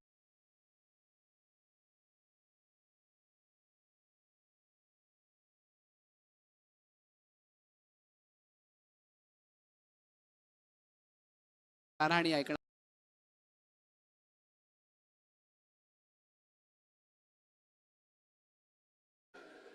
परंतु गरुड मंडपाच्या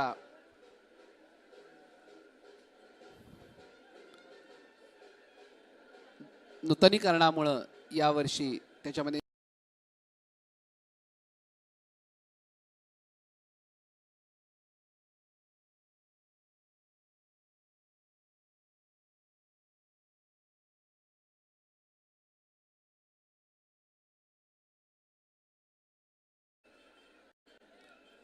ही तोफेची सलामी घेऊन करवीर निवासिनी आपला सदर सिंहासनावरचा दरबार संपन्न करून पुन्हा गर्भागाराकडे प्रस्थान ठेवेल.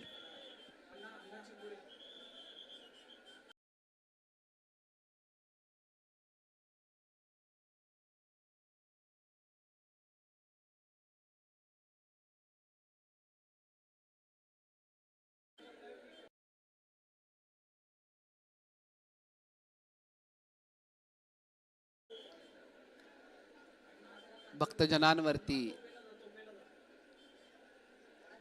कृपा प्रसादाचा वर्षाव करणारी ही आई मगाशी म्हटल्या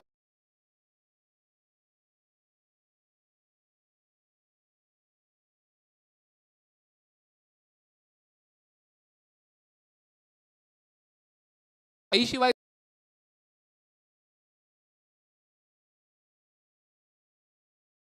तो त्यावेळेला काहीतरी मिळवण्याचा हेतू नक्कीच त्या करुणेमागे असतो.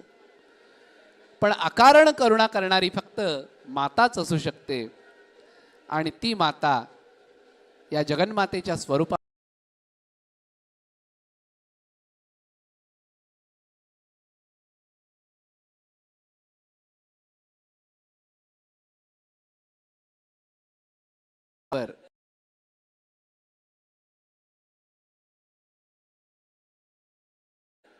सदर सिंहासनावरती विराजमान झाली आहे. काही क्षणातच धूप दीप दाखवून देवीला तांबूल समर्पण होईल आणि दुसऱ्या बाजूला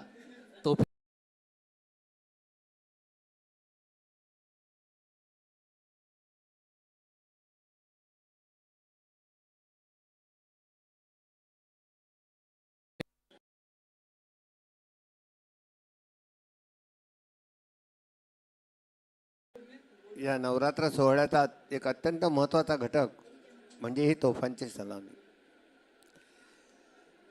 करवीर संस्थांचं राजचिन्ह असलेली शंभू नावाची ही तोफ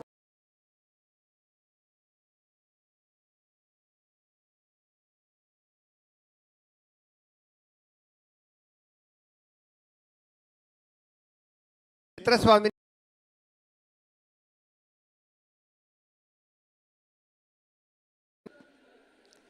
गेल्या अनेक पिढ्यापासून जाधव घराण्याकडे या तोफेला बत्ती देण्याचा मान आहे. आणि जेव्हा जेव्हा जगदंबा सदर सिंहासनावर विराजमान झालेली आहे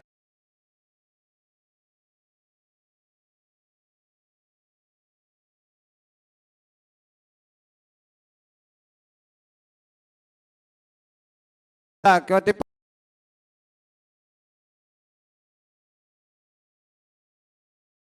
निनादातूनच या जगदंबेला उत्सव मूर्तीला सदर सिंहासनावरून मूळ स्थानी नेण्यासाठी उतरण्याची परवानगी जणू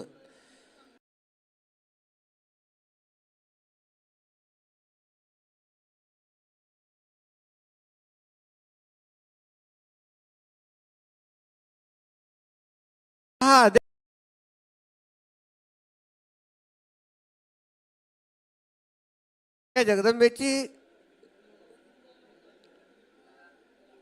सदर सिंहासनावर विराजमान होण्याची वेळ आता संपलेली आहे आणि पुन्हा ती स्वस्थानावर ते प्रस्थान करणार आहे. आणि त्या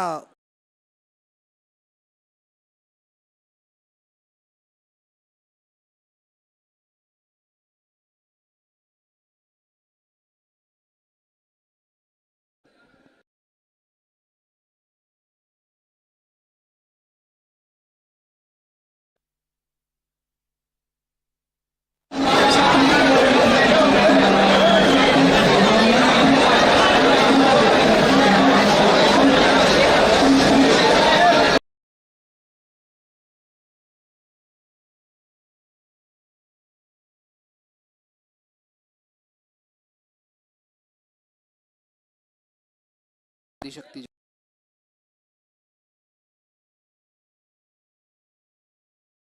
धन्य करत आई साहेब त्यांना कृपाप्रसाद देत आहेत. आज शारदीय नवरात्र महोत्सवाची प्रतिपदा तिथी. परंपरेप्रमाणे आज सकाळी घटस्थापना झाली.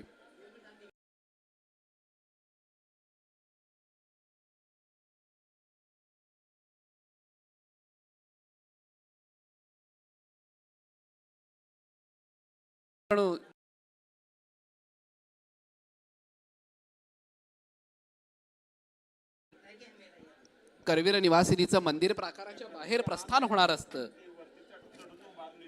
खुर्ची फार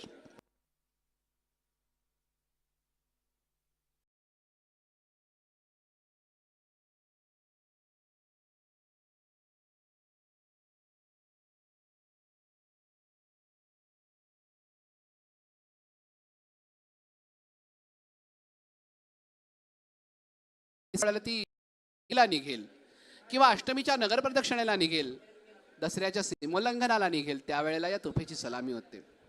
त्यानंतर परत आल्यावरती सदरेवरती विसावून पुन्हा एकदा ज्यावेळेला बाहेर पडते म्हणजे गर्भागाराकडे जाण्यासाठी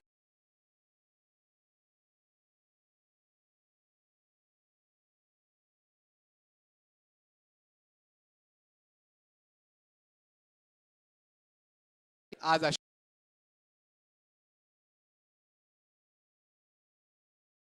तोफेच्या सलामीनच जाणीव करून दिली जाते की आईसाहेबांची घटस्थापना झाली.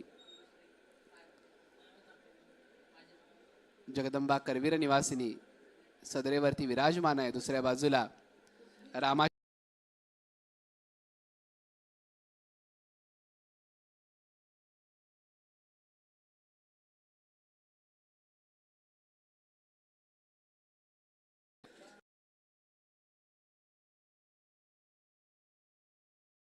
निवासिनीच्या सेवेत आहे.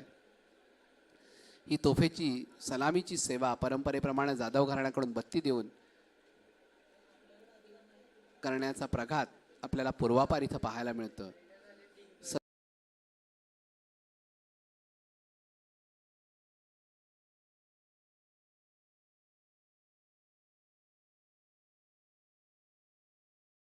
चोपदार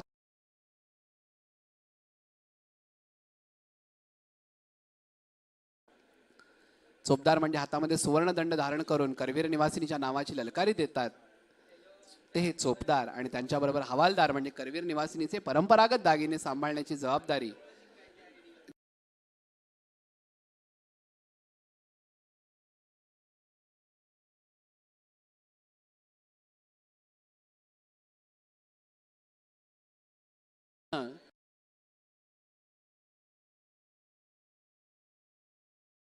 ज्याला देवळाच्या परंपरेत बोलीभाषेत जाप्ता घेणं आणि देणं म्हटलं जातं, ही जबाबदारी हवालदारांनी पार पाडायची असते.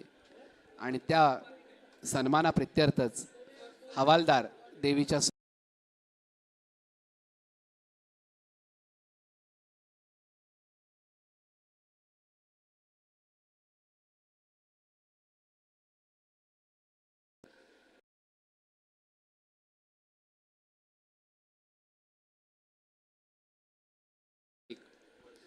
रोशन नाईक अर्थात ज्यांच्याकडे ड्युटी असते असे ड्युटी धारण करून रोशन नाईक देवीच्या पालखी सोहळ्याला सोबत करत असतात. फक्त पालखी सोहळाच नव्हे तर देवीच्या प्रत्येक आरतीच्या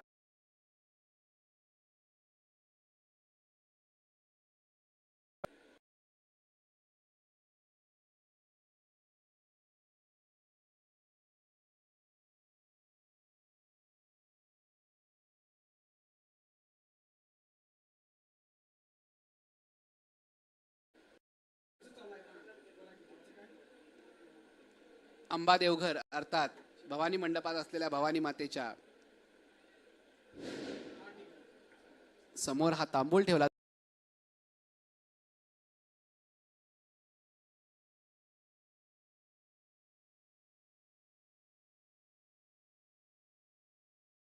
मंदिर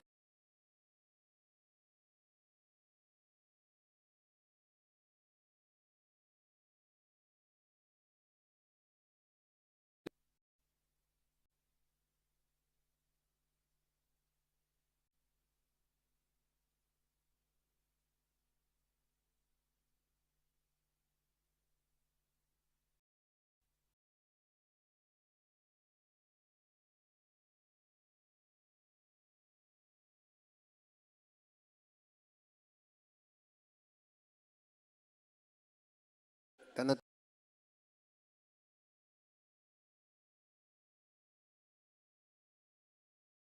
पूजकांच्या करकमलातून ही उत्सव मूर्ती मूळ स्थानी म्हणजे कौलाह स्थानी विराजमान होण्यासाठी म्हणून जाईल.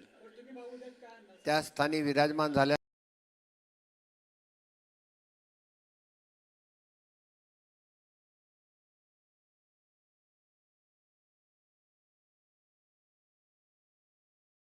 निषेधात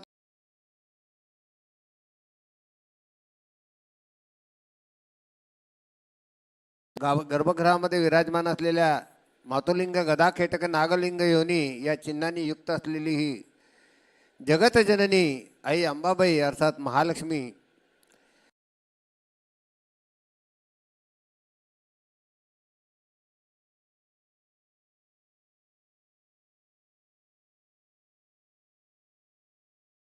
दर्शन घडतात.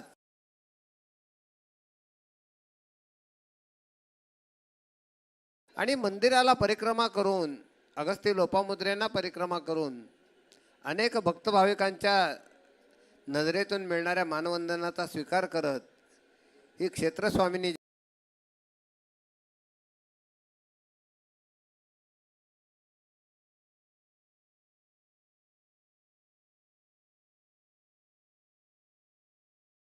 आणि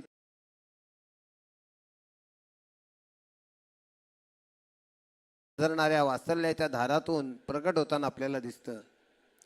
करवीर निवासिनीचं दर्शन अगदी गाभाऱ्यात ते देवीच्या समोर उभा राहून केलं काय, किंवा मधल्या घंटा मंडपातून केलं, गणेश मंडपातून केलं, गरुड मंडपातून केलं,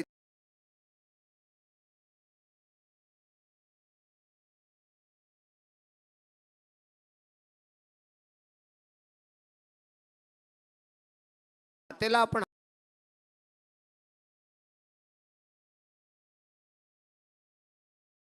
याला काहीही महत्त्व असत नाही, कारण हे नातं त्या लेकराला आणि त्या मातेलाच माहीत असतं. आणि त्या लेकराचा केवळ आवाज त्या मातेला कितीही अंतरावरून असेल तर तो ओढून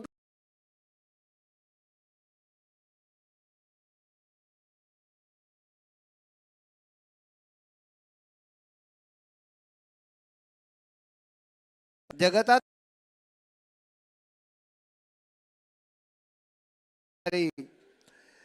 म्हणजे आपल्याला जन्म देणारी आपली जन्मदात्री माता जी असते तिचीही माता किंवा मातामही अनेक पिढ्यापासून आपला जो वंश चालवतो त्या वंशाचीही माता आणि ज्या देव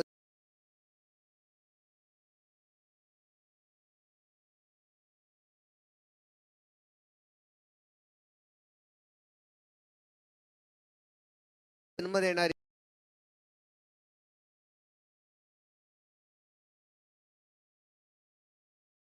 आई अंबाबाई अर्थात महालक्ष्मी. विश्वाची रचना, पालन आणि संहार केवळ दृष्टिक्षेपानं करणारी अशी आदिशक्ती.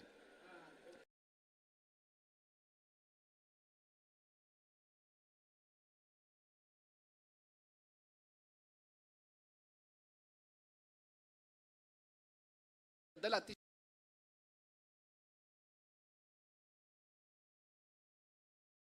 नारायण आणि संहार करणारे भगवान शंकर सुद्धा जिच्या आज्ञेची वाट बघतात अशी ही जगदंबा. कारण केवळ क्षणमात्रामध्ये हे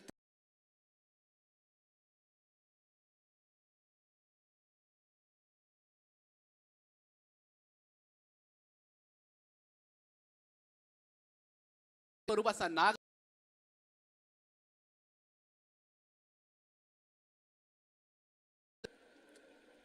म्हणजे ज्या घटनांनी किंवा ज्या कारणांनी हे विश्व आकाराला येतं त्या विश्वाला आकाराला आणणारी दोन मुख्य माध्यमं तीन मुख्य माध्यमं काळाच्या माध्यमातून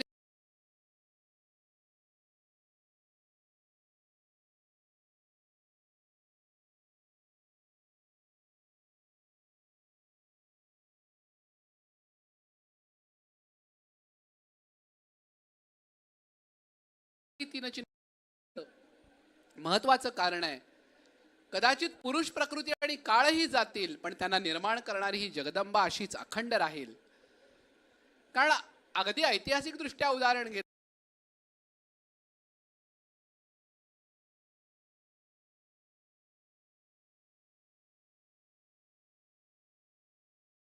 घेतलं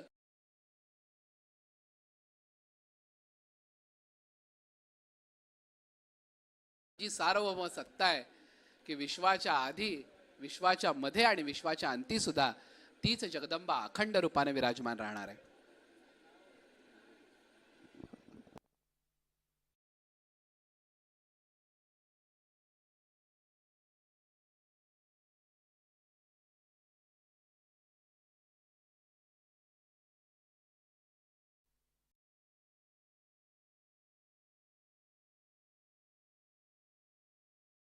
निर्मितीचं रहस्य, काली तत्वाचं रहस्य, सरस्वती तत्वाचं रहस्य, महालक्ष्मी तत्वाचं रहस्य किंवा त्रिगुणात्मिका म्हणून ज्या देवतेची पूजा केली जाते त्या देवतांच्या तत्वाचं रहस्य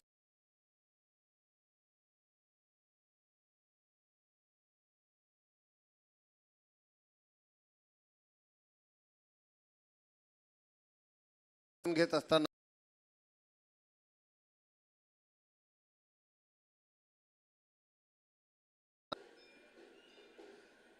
सदर सिंहासनावरून श्रीपूजकांच्या करकमलातून पुन्हा स्वस्थानी जाण्यासाठी निघालेली आपण पाहतोय.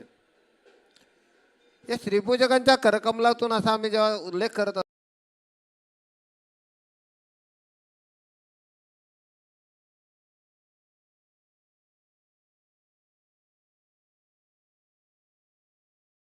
अशा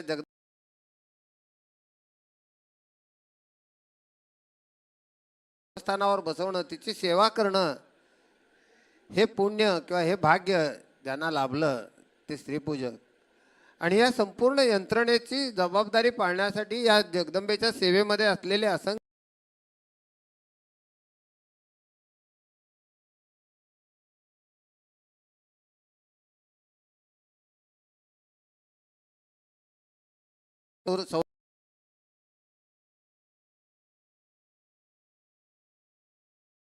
सादर करण्यासाठी आलेल्या विविध संस्थांचे प्रतिनिधी असो, त्या प्रत्येकाला जगदंबेची सेवा करण्याची संधी मिळते ती त्याच्या पूर्वजन्माच्या पुण्याईनुसार. आणि ही पुण्याई म्हणूनच या ठिकाणाहून या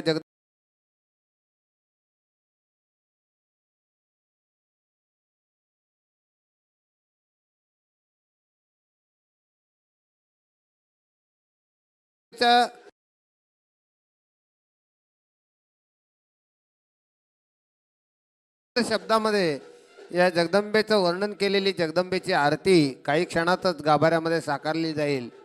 आणि त्यानंतर आजच्या नवरात्र सोहळ्याच्या पहिल्या माळेची जगदंबेची मंदिर परिक्रमा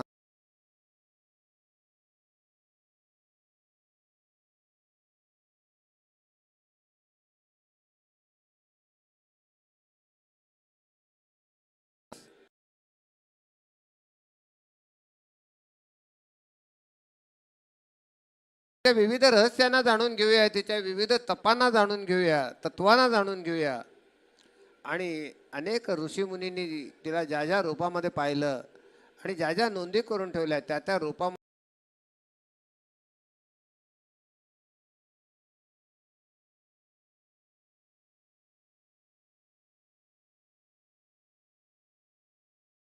घेऊया.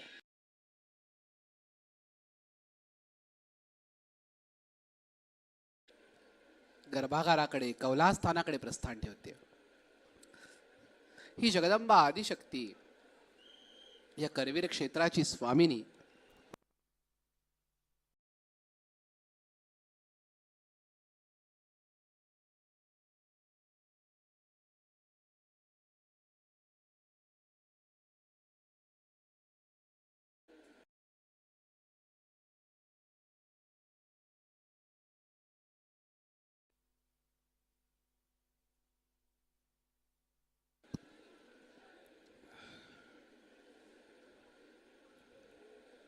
ही करवीर निवासिनी करवीर क्षेत्राची क्षेत्रस्वामी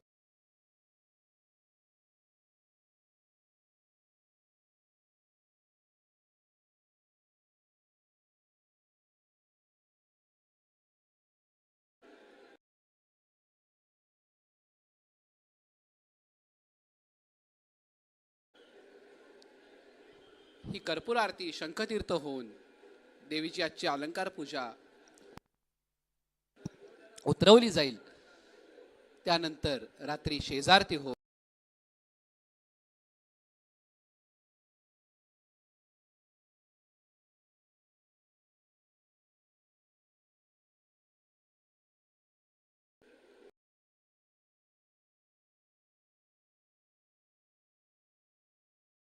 मंदिरात म्हणली जाणारी पारंपरिक आरती.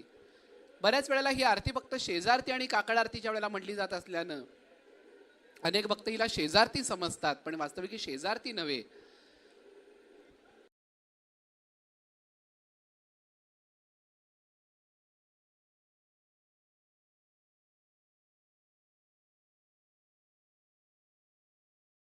उत्तरी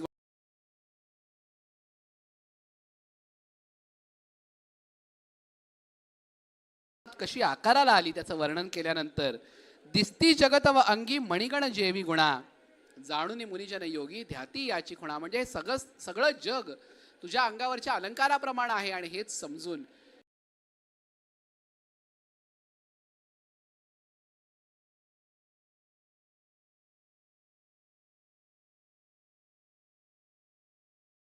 बुधवृष्टी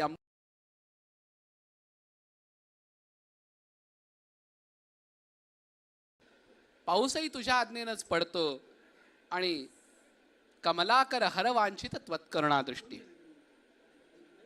कमलाकर म्हणजे भगवान विष्णू आणि हर म्हणजे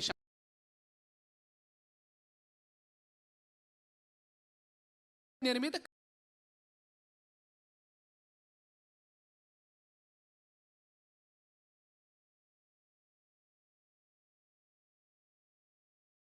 हरिहर दृष्टी. म्हणजे तू जे लिहितेस ते ब्रह्मा विष्णू आणि महेश यांच्या सुद्धा अदृष्टाचं आहे, म्हणजे त्यांनाही ते समजत नाही. निर्गुण निश्चल निष्कल जेते तू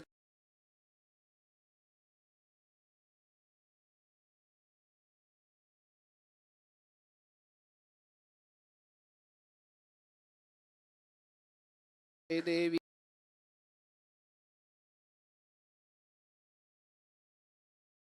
देवी जय देवी फिरती रविशशी गगनी करी अंबुदवृष्टी तुझे नादे निर्मित कमलोद्भव सृष्टी कमलाकर हर वांछित त्वत्करुणा दृष्टी त्वत्कर लेखन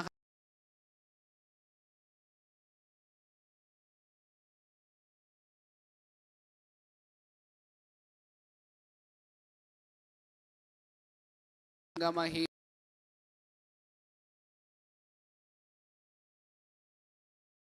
लसे श्रीमुख सुंदर पाहता मोहमदा वारुनि दे सुख शाश्वत भवभय नाही कदा जय देवी जय चित सुख सदनी जय कर वीर निवासनी कमलेश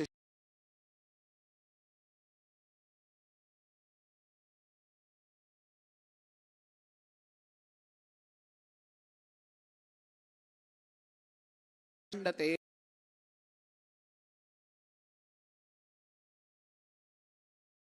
देवी जय चित सुख सदनी जय कर वीर निवासिनी कमलेश शिवदनी जय देवी आदिशक्ती जगदंबेच्या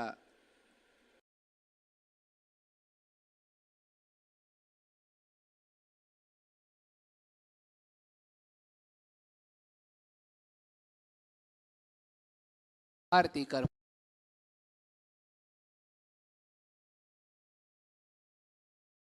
केली जाते. कृतज्ञता हाच खरा तर या पूजनाचा स्थायी भाव आहे. ज्या साधनांच्या सहाय्यानं आपण जगदंबेची पूजा केली त्या साधनांच्या प्रति कृतज्ञ होण्याचा हा भाग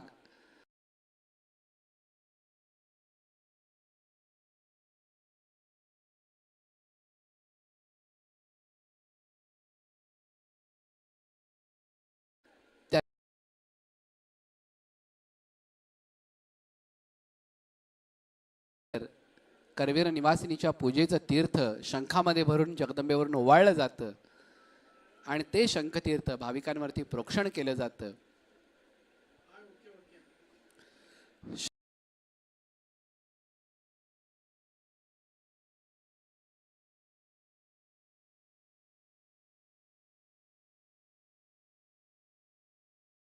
सारखी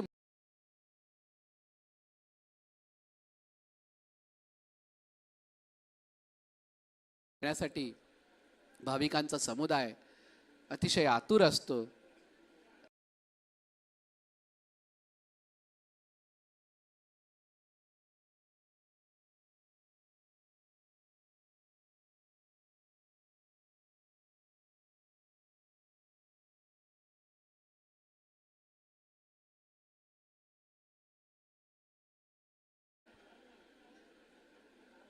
आणि ते शंखतीर्थ आता जगदंबेवरून ओवाळलं जातं.